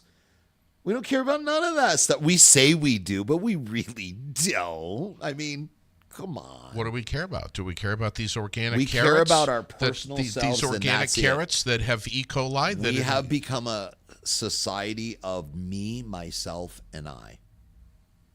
That's what we become. How does it benefit me? What is it for me? There's nothing about your fellow neighbor anymore. There's no humanity, empathy. McDonald's is investing more than $100 million. That's what we fucking need. More poison food. $100 million investment to help restaurants affected by the recent E. coli outbreak. $65 million of that is going to be spent on supporting franchise owners who have lost business in some of the hardest hit states. Did you see RFK eating the fucking McDonald's food on the plane? No! Is it a meme? No, they took a picture after the UFC fight, I think it was. They were all on the private jet, RFK, Donald, Eric, Trump, all of them together, and they had a big pile of McDonald's food, and fucking RFK was opening up his Whopper. Oh, my God. 104 cases, 27 hospitalizations, and 1 death across 14 states. 100 million. Can you imagine being in the position of saying, oh, we got a little PR crisis going on. Hang on, let me reach into my pocket and grab this 100 mil that's just so happens to be sitting here. That's the new norm. Oh, my God, what do you buddy. mean? That's the new norm. That's what companies, that's what corporations, that's what politicians do. $100 million, Rex. I'm going to donate my presidential pay for the next 4 years. What a great guy I am. It's the same bullshit. It's PR. Have you noticed, when's the last time? Support local. Fuck McDonald's. This is just it's buy your burger meat from around here. Buy it from what is it? Central Vermont Meats on 302. Go up there. Go to the Farnhams in Williamstown. There's plenty of local butchers. Fucking support local. Screw McDonald's. They're just trying to kill you. Do you know anything about the Skibbity toilet? A Skibbity toilet? Do you know anything about this, or are you too Nope. old? I am too old. All right. Are you talking about a bidet? Are you talking about a toilet in a ship? What are you? I love this guy. The Skibbity toilet. It was a huge thing. It is a huge thing on YouTube, and it's Bonkers Toys, which is a brand. Okay. Like a Tonka truck. It's a brand. Bonka. They have teamed up with YouTube, and they have brought this toilet, this little plastic toilet with little action figure, the Skibbity toilet action figure, to Walmart. It's this little tiny plastic toilet, makes the flushing sound. It's the size of my hand, and It's got this guy's face coming out of the toilet. And they're selling it for $45. What is the purpose of it? There isn't one. That's my point. It's about a foot tall. Are you really hashing on the new toys of today? JD Green was born, and we had pet fucking rocks, bro. Okay, we're half kidding here. I had G.I. Joe. I had Stretch Armstrong. Did you have Stretch Armstrong? I had a Cabbage Patch Kid. Did you have Stretch Armstrong? No. Okay. I was never into the stretchy. I was a G.I. Joe G.I. kid. Joe. Star Wars. Yeah. I want to kill the things. Skibbity toilet for $45. You could be the proud owner. I saw these in Walmart the other day, and I was like, I have a few people I want to buy them for. Are you absolutely kidding me? Are you kidding me? Who's going to buy it anyway? The kids these days, they have an iPad. They're not going to sit there and play the little flush toy. What is a Jack in the Box? What does a Jack in the Box do? Same thing. You crank it, some stupid clown goes. Blah, blah, blah. Kids used to play with that for hours. Look at you. JD is a little kid, nothing else to do. Ding-a-ling-a-ling-a-ling. Bing! And I bet you laugh to this day every time the Jack in the Box comes up. Woo! Even though you know it's coming. Woo! Here it is, right here. Here it is. Perfect. Look. So at this. It's just like a Jack in the Box, but a toilet. If you look at your monitor, and you can see it right here. The Skibbity Toilet Mystery Surprise Toilet, Series 1. Wow. I just don't get it, man. I don't understand. Don't try to get it. Well, that's what Paul says. He's like, you know what, JD, why are you wasting your time trying to figure somebody else's shit hustle? out? Can you imagine how did they market that to some dude had to get a hold of Walmart and be like, I got this little toilet. Kids are gonna fucking love it in $45. And Walmart execs were like, holy shit, dude. Could you imagine the pitch for that? How do you pitch that? Look at this thing. Are you looking at your monitor? You know it's some dude smoking cigarettes, smelling like Polo. He had just the saying for everything to sell that to Walmart. I really $45. Look at this. Everything for a little seems piece expensive of plastic. These days. Everything seems expensive these days. What is it though? Is it a toy? I don't understand. This is really. I don't know. You won't really find its purpose until warning signals or warning labels start being put on it. Choking hazard. Don't stuff it in your ass. All that. You never had stuff. Anybody give you the Skibbity toilet where they put your face in the toilet and flush it? Not even once. Really? What would you do? Put them in a chokehold? I would fight tooth and nail before that happened. God, I mean, this is absurd, man. I don't get it. The YouTube views on the Skibbity Toilet series are at 40 million followers. That's awesome. What a good hustle. I wish I had made the Skibbity Toilet now. Rex, have some integrity. You can't make a lot of money and have integrity. There's no such thing. AC/DC. Yeah, now we're talking. All right, let's go there. You know that I'm off the charts fan, like crazy ass fan. Yeah. AC/DC. Brian Johnson is 77 years old, lead singer. He's probably still banging on 17-year-old If you get a bunch of guys who are in their 60s and 70s and get them together and tell them to make a social media post that they're announcing a North American leg to their tour, somebody hit the wrong button, and this was sent out prematurely, it just rattled America. It was taken down minutes later, and then there's an Instagram account called ACDC Images, and it caught a screenshot of it, and it just went viral that part of their North American tour was going to be in Minneapolis at the U.S. Bank Stadium, April 11th, 2025. Yeah. Somebody at the AC/DC camp screwed up, and they dropped this prematurely. Before editing. Before, yes, they hit the wrong button, and one of the band members said, "Oh, I think you just hit it. It went live. Now what's that mean? Everyone can see it now?" "Yeah, you should probably take that down." "I don't know how to do that." So anyway, the tickets were supposed to go on sale Friday the 15th for the Power Up Tour, which has been out in Europe only, and now people are freaking out. 1.5 million tickets sold in the first 24 hours in Europe. Listen, if AC/DC is about to rock, I will salute them. I will be there. Absolutely. Chuck and I have already been talking. Remember and when like, Metallica went to Russia? They had over 1 million people. oh in that my crowd. God. That's insane, man. Yeah. God. I was lucky enough. Wow. I was stationed in Fort Lewis, Washington, Seattle. And, well, it's Tacoma, and so we were watching the news as a Friday night. I'm a single guy. Well, maybe I wasn't single. I don't remember. I might have been married by that time. But anyway, so we were all sitting around drinking beer. And this is a funny story. This is wild, just how we got this. So the gangs were really, really bad out on the West Coast. They have a lot of gangs out there.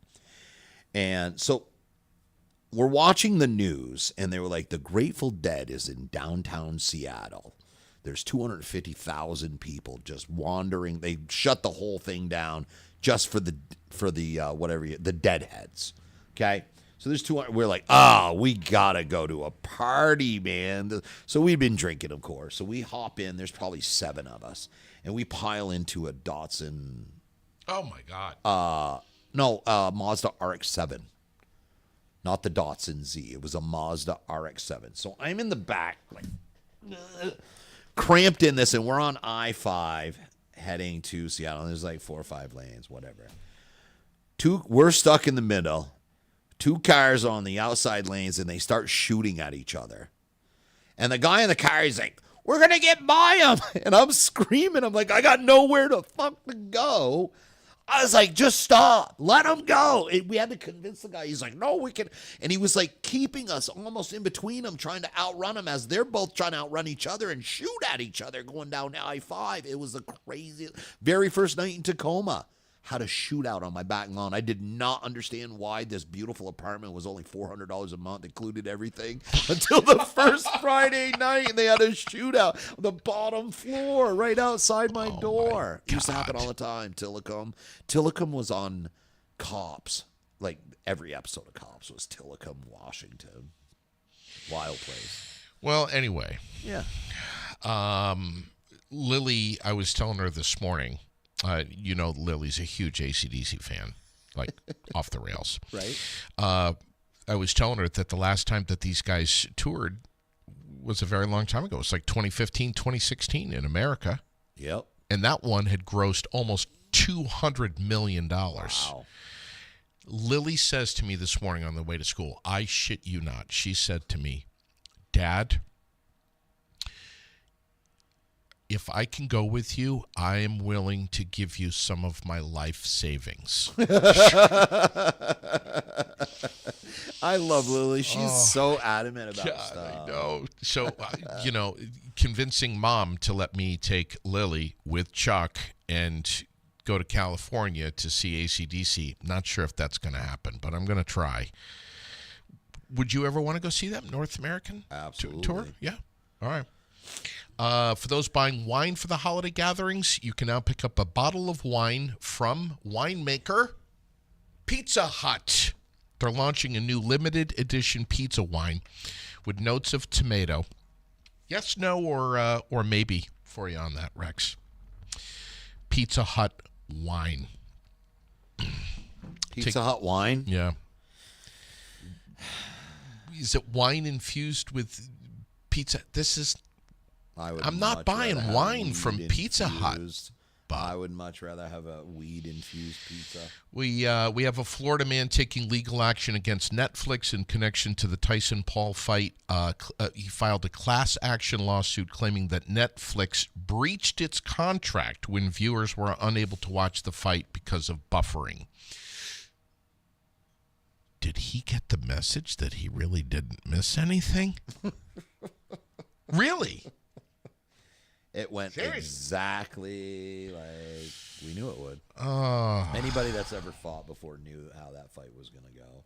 AAA expecting a record number of Americans to be traveling for Thanksgiving. They say this every year, a record number. It's going up every single year. Do you remember Planes, Trains, and Automobiles, John Candy? Remember that movie? Absolutely. What a great movie that was. 80 million people are going to be heading out this year. Fan. 78 you had the mil hoss last for year. that old chick on there, didn't you? Who was that? I don't know, John Candy's mother. No. The only one I had hots for was Olivia Newton-John. Oh my God, that was the first Crush? tape I ever had. Yeah. First crush? Oh yeah, Olivia. No, probably my first crush would have been what was it, like the J.C. Penney lingerie section? Oh, Remember that back in the day, your mom would I get do. those. And there was course I I just do. want one section out of it, Mom. Oh, my God. Now these kids got like Pornhub and everything else. We had to wait for the mail to get there. J.C. Penney was hot. J.C. Penney. God. President Biden disappearing into the rainforest. The new meme of the year. Visited the Amazon on Sunday and seemed to disappear into the rainforest after giving a speech. One person said, quote, and he was never seen again. Twitter is having a blast with this. That guy is Have you seen just that a meme? walking meme? Yes, I have. Oh, my God. Released into the wild. Let him go back home and just die peacefully out into the jungle. We have a McDonald's employee that refused to take an order at the drive-thru window because he says he was in the bathroom, still had the headset on, said, I can't, this woman videotaped the whole conversation, and that has gone viral, global. Why would you bring your headset? I worked at a fast food when I was a kid. It was late at night. I guess he was the only guy in there. All she wanted was a small fry. He had his headset on, and he's like, I'm in here in the bathroom, and I got a hold of my small fry, that's what lady. I can't help That's you. what he was trying to say. He's like, you got to give me a minute here. I'm sitting on the toilet. And he had his headset on with his microphone. That's the last thing I want to hear is my food worker on the toilet. Oh, my God. Jesus. Anyway, Yeah. do you have to go? Nope. Benjamin Netanyahu Oh, Benny. been placed on the International Criminal Court Yep. arrest warrant list. Yep. That's never going to end. War crimes against humanity in Gaza. Yeah, you can't. It doesn't matter who you are, your superpower. There's certain things you just can't fucking do. They're still human beings. Holy I get it, though. shit. They just.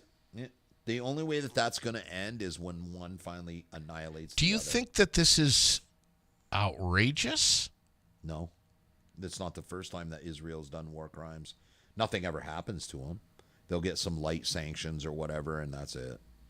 It's a big political, Oh my like a God. global dog and pony show. It's like to show the world they're like, we're on your side and we support you, so we're going to put out this arrest warrant that we're never going to serve and never. Oh, my God, buddy. That's huge. That's a huge story right now in the world.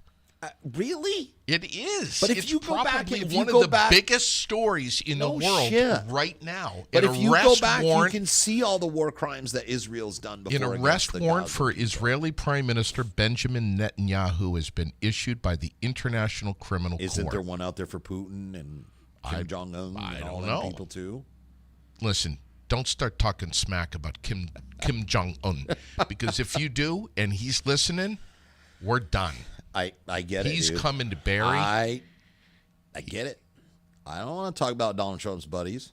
Listen, if we put a toupee on your head right now and left the sides bald like that, you would look just like Kim Jong Un. Oh, I should do it. You should go for him as Halloween. We're making fun of him. China is going to attack Barry, Vermont now. Look at what we've done. Oh, they already gave him 10,000 troops, 50,000 troops they just sent to Ukraine. Did you hear about these two drug dealers in the UK? No, why would I hear about drug dealers in the UK? I only care about drug dealers here. This story is viral now. Definitely wasn't my drug dealer. 30-year-old guy left a bag full of ketamine with a street value of $50K on the train. He had to have been pretty high if he left it there. So he and his Never sample your own product. he and his drug dealer friend got off the train, and his buddy was like, "Where's the bag, man?"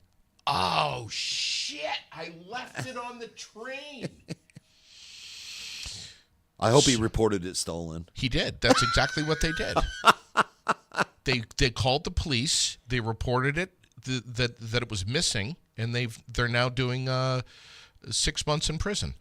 6 months in prison for 6 50. months. Wow. 6 months in Holy shit. in the UK.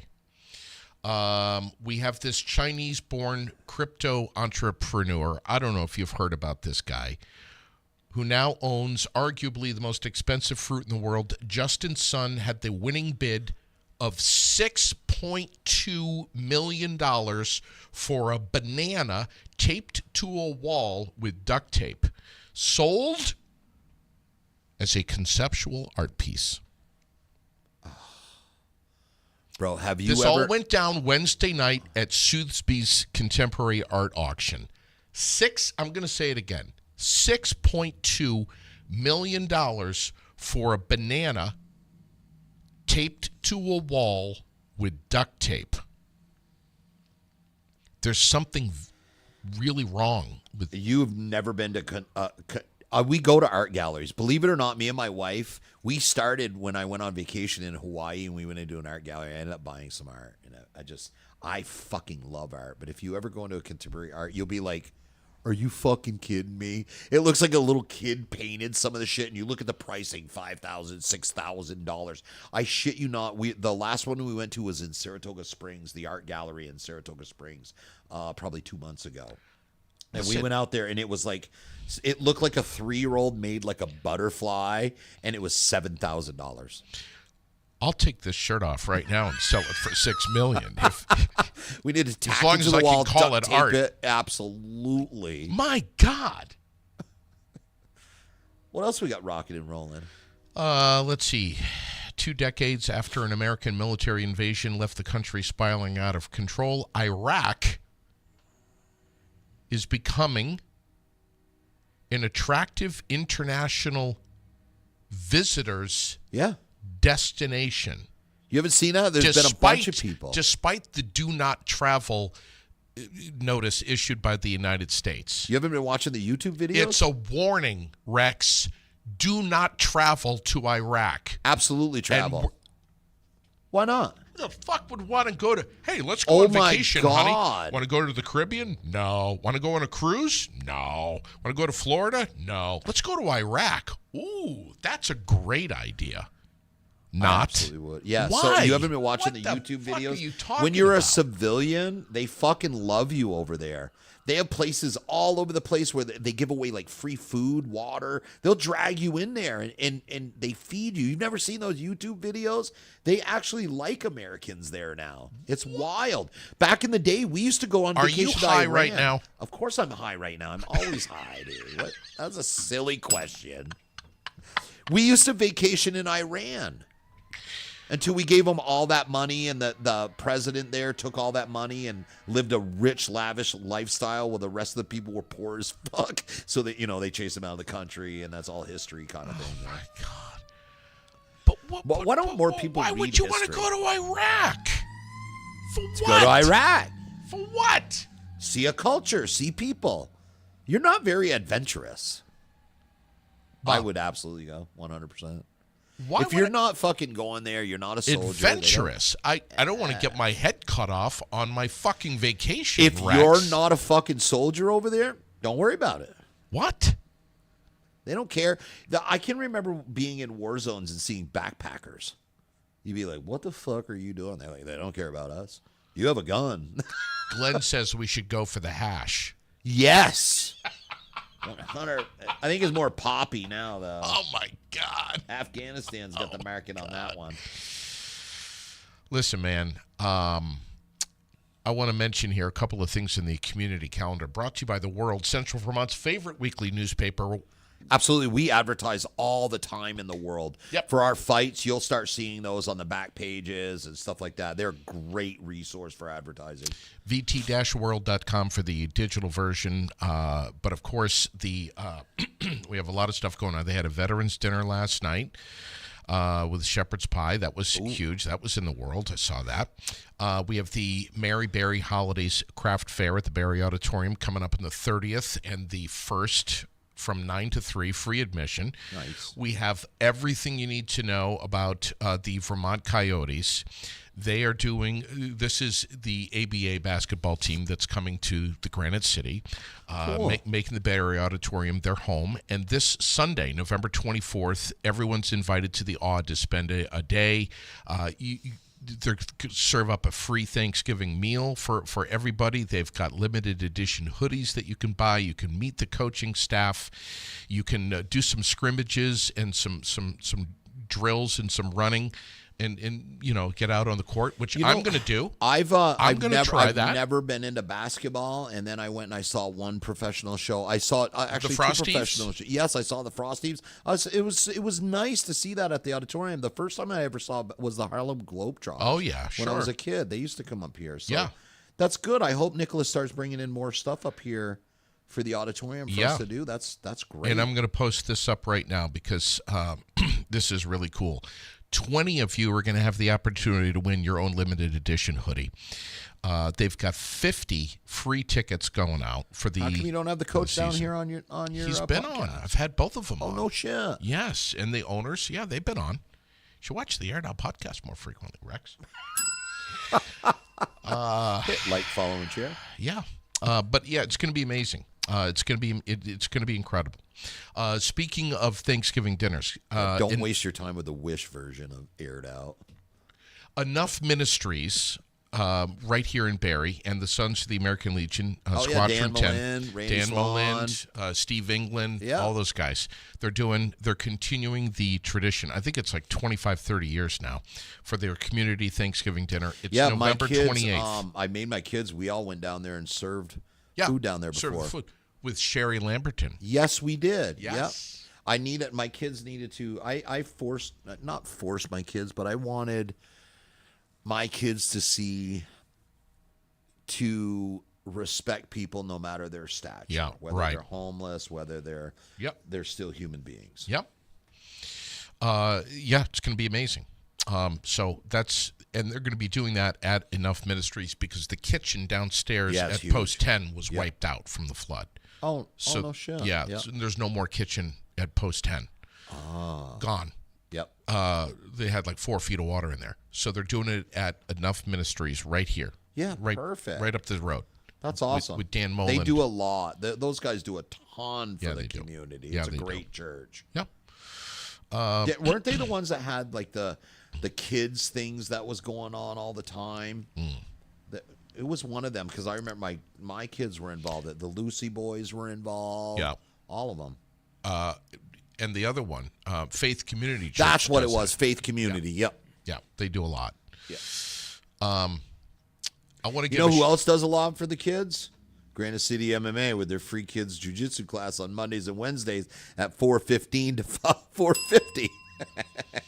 I want to give a shout out this morning to Granite City Blast Baseball. These are young kids, 10, 11, 12 years old, who have been invited to Cooperstown, New York for the big championship. Oh, wow. The price tag on this to get the whole team there, the hotel, the food, the bus, the registration, all of that bullshit is very expensive. Yeah. These kids, locally, Granite City Blast Baseball, these kids have been fundraising like a bastard. Wow. They're raking leaves. They're mowing lawns. They're doing bake sales. They're raffling off a Yeti cooler. They came over to my house. I gave them a couple $100 to stack my 1 quart of firewood. Oh, wow. Which would have taken me 6, 7, 8 weeks. Oh, my gosh. Yes. That's like, this is the time of year you should absolutely advertise. You need stacked wood my stack. wood in absolutely 30 minutes. It would have taken me 2 months. Yep. That's a good thing. I was actually just talking. So one of the things that I do with my company and my employees and stuff, like, it's really hard for me to get my employees to work on weekends because they make a bunch of money on their own doing that. And I encourage my guys to branch out. I encourage them to. I was just talking with Benny yesterday. Okay. And because he does jiu-jitsu with me, and one of the things in jiu-jitsu, if you're in a bad position, you're always doing little things to better your position. Okay. Little things. So if you're sitting on top of me and I can't get out from under you, I'm gonna do a little thing. I'm gonna try to start digging an elbow in. I'm gonna try to create a little bit of space. I'm gonna try to until I can better my position. Well, I apply that concept to life also. Same thing in the military. I learned that in the military. If you have nothing else to do, you better your fighting position. That's what you do. You work on your fighting position. Sure. So in life, in business, you work 8 hours a day. Yeah. You have 16 more hours in a day to better your life. Yeah. Find something. So while your friends are at the bar smoking weed, if you read a book, if you say your business is, let's just say you're an apprentice or you're a carpenter or something, tomorrow you're going to go up there and you need to frame, you got to build some rafters. Get on YouTube. Learn how to make sure, you have your basic concepts but better yourself. Do something to better yourself. If you want to one day own your own business, start doing business courses at night. Start doing something. Instead of using your free time to get high. Or waste it. Or waste it, sit down and watch a Netflix or something like that. Yeah. I understand about being tired after work and shit like that. So that's where it takes that inner drive. If you really, really, really want to be successful and you really want to do that, just think about that. Just think that concept. What little thing can I do to better my life today? I hope these kids from Granite City Blast Baseball are listening to that message. But here's the thing I want to say. Yeah. Kudos to Jake Larrabee and the rest of the coaches, the staff, the parents who are getting behind these kids and saying, yo, you guys are going to learn real fast that shit doesn't come free in life. You need to work for it. You need to earn your trip to Cooperstown, and you're going to work hard for it. These kids are busting their asses. They're stacking firewood. They're doing all kinds of stuff. And they're going to be doing that through the winter. They're going to be shoveling roofs. They're going to be shoveling driveways. Lesson. Nobody's handing them anything. Right. When you get it handed to you, it's not a big deal. Like my belts, my Brazilian Jiu-Jitsu belts. I'm actually my Japanese Jiu-Jitsu. I just saw my black belt. I'm testing for it in 2 weeks. Yeah. I'll be getting my black belt. Congratulations in advance. So it's but when you earn it, it's just so. That's why I did a lot of things that were hard in life. That's why I went through infantry training and stuff. I never wanted the easy route. I always took the. Yeah. I just made things. You've been waiting for this for a long time. It feels so much better. That sense of accomplishment when you earn This is a black belt or a double black belt? No. So I have a brown belt in Brazilian Jiu-Jitsu. I have a brown belt in Judo, and I have a brown belt in Japanese Jiu-Jitsu. Okay. So this will be my first black belt, actually. I have a bunch of, I call them almost belts. Now that you're going to get a black belt, maybe you could take me on. We'd be even. I absolutely would not. I wouldn't try that. We'd be even now. Too many unknowns. Like, would you be wearing pants?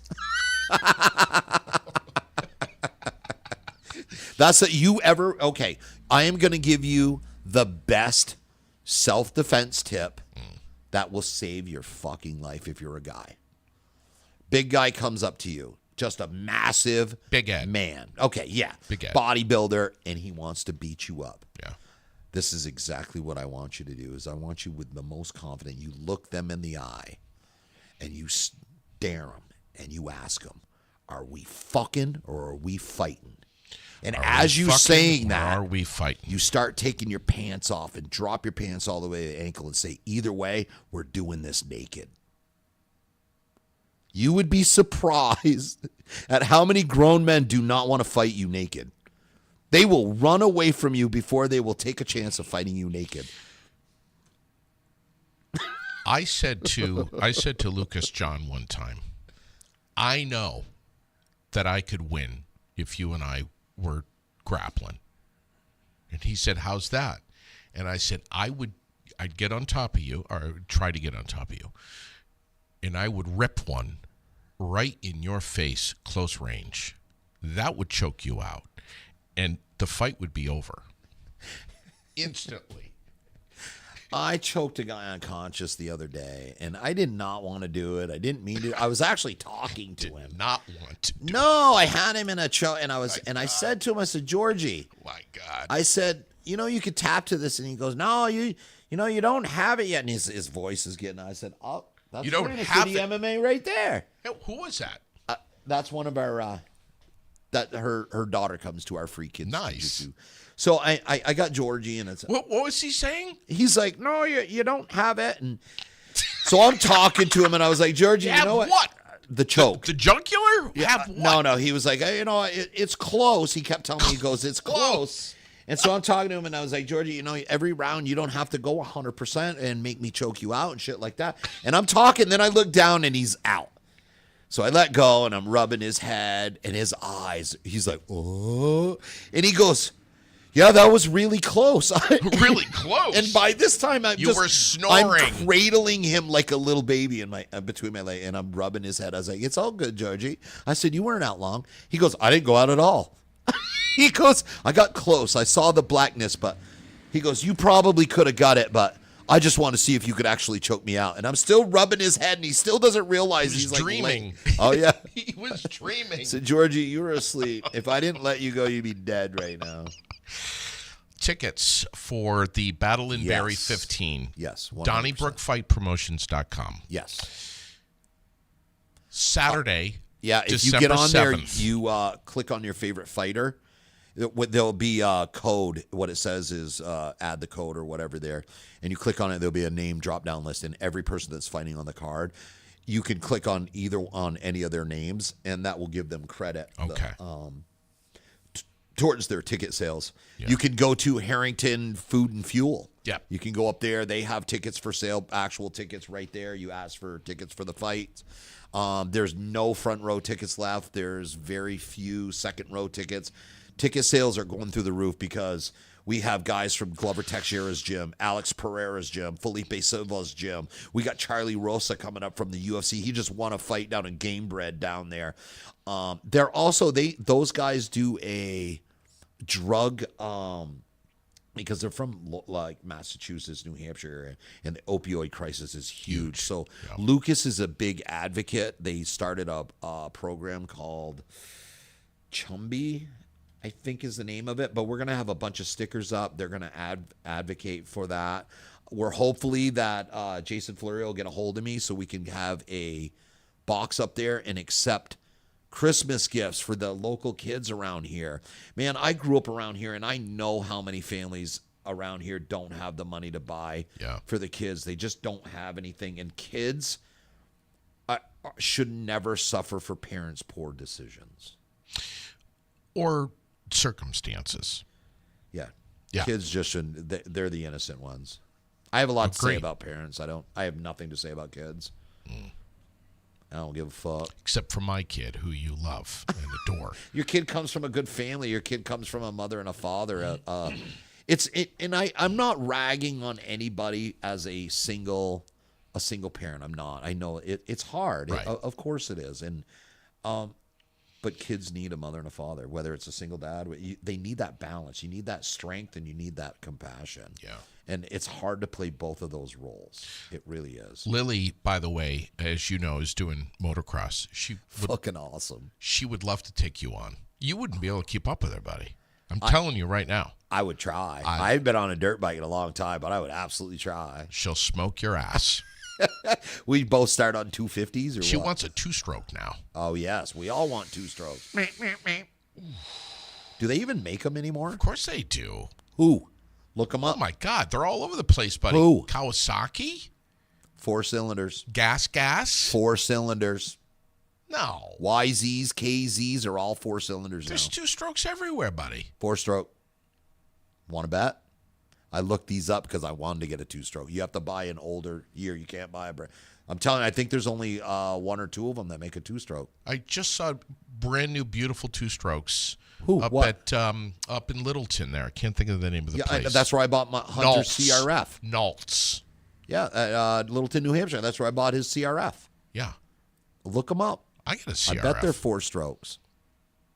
I bet you're Well, gonna there's find it. 4s, but there's 2s up there, too. What do they use them for? Not racing. Everybody switched to 4-stroke. You need to come over to Bogey Brothers with us. You need I want to. now Google it. I want you to see what they have for 4 strokes, what they have for 2-stroke Honda motorcycles right now. Purchase Honda? brand new. Yeah, let's just go with the Honda. See if Honda makes a 2-stroke right now. Dirt bike? Yeah. Okay. I don't know if Honda's doing.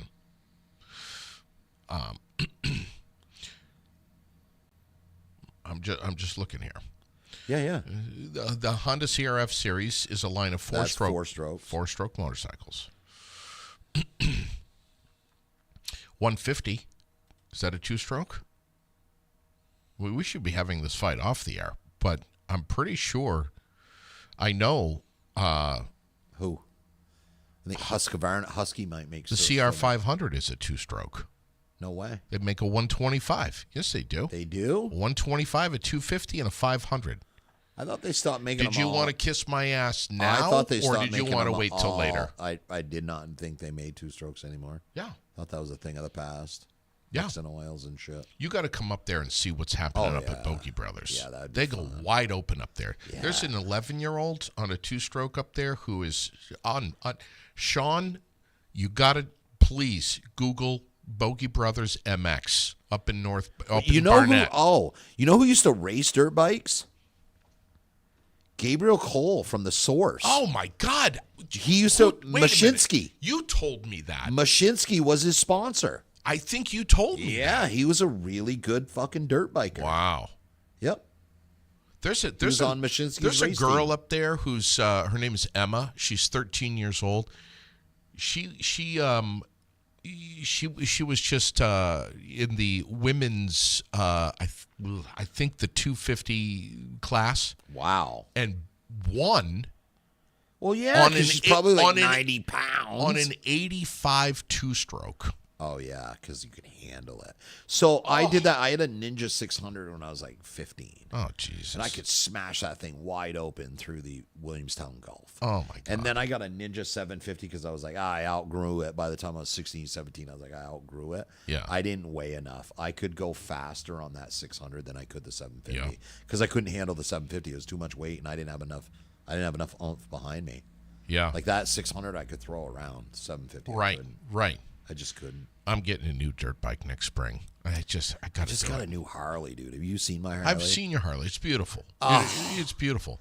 But my kid wants to ride, man. It's like I can't put the Triumph get on it. on a dirt track. You know, Yeah, you gotta- can. No, Yeah, you just need knobbies. Oh my. I don't know, man. I rode that Triumph 4 times this past summer. Oh. I got to get a dirt So bike. A new yeah, dirt bike. Well, my wife put Because her foot down. She was like, "You're not having 3 fucking Harleys." So luckily, she let me keep the white one, and I got her with the old. Well, that's the only motorcycle that my son rides with me. It's a father-son thing. Yeah. So she let me keep that, and I bought the new CVO. Mike D is saying Husky, Yamaha, KTM.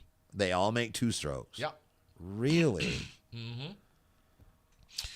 I did It's- not know it's that. so I've much been out fun. of the game, but when I went to buy Hunters, I looked for a 2-stroke and we couldn't find a fucking 2-stroke at Yeah. all.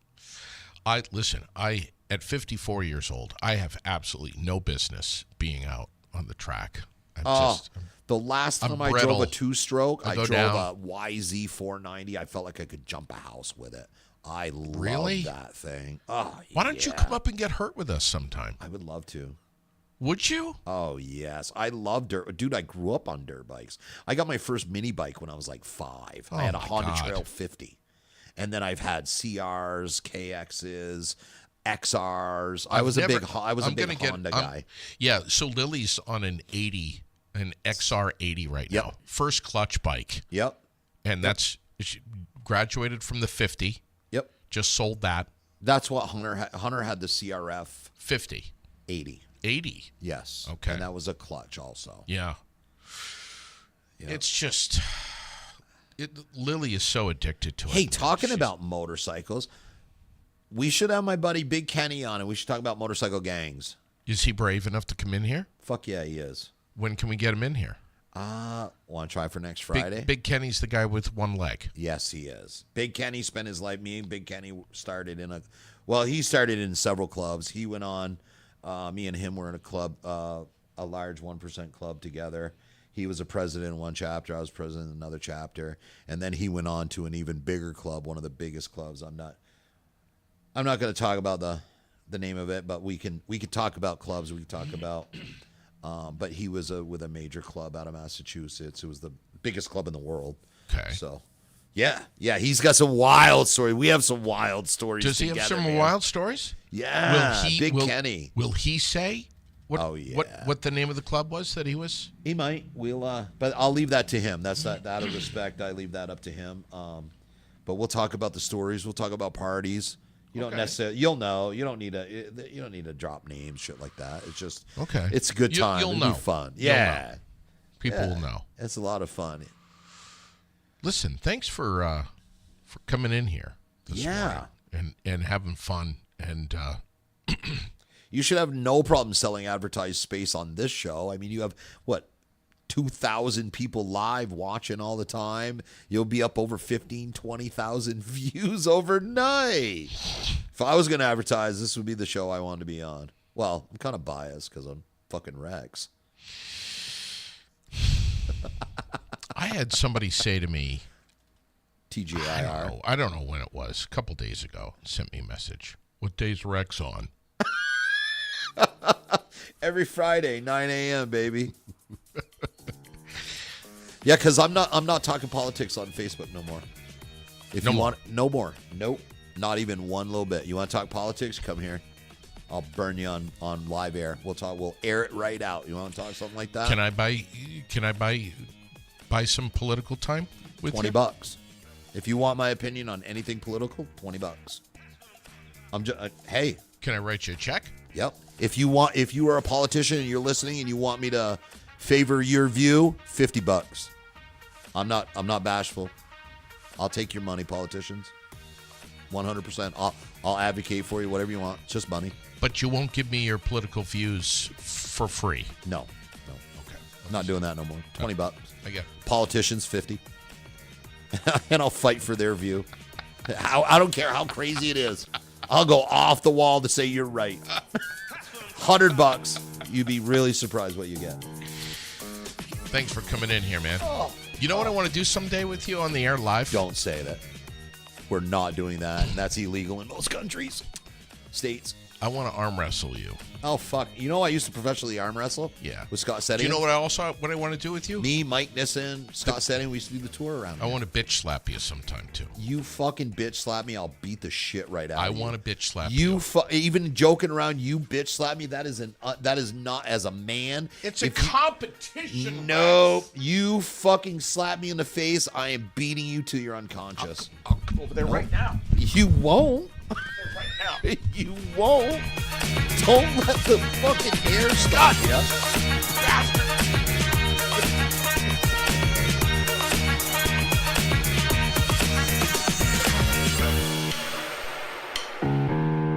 That's what I'm talking about.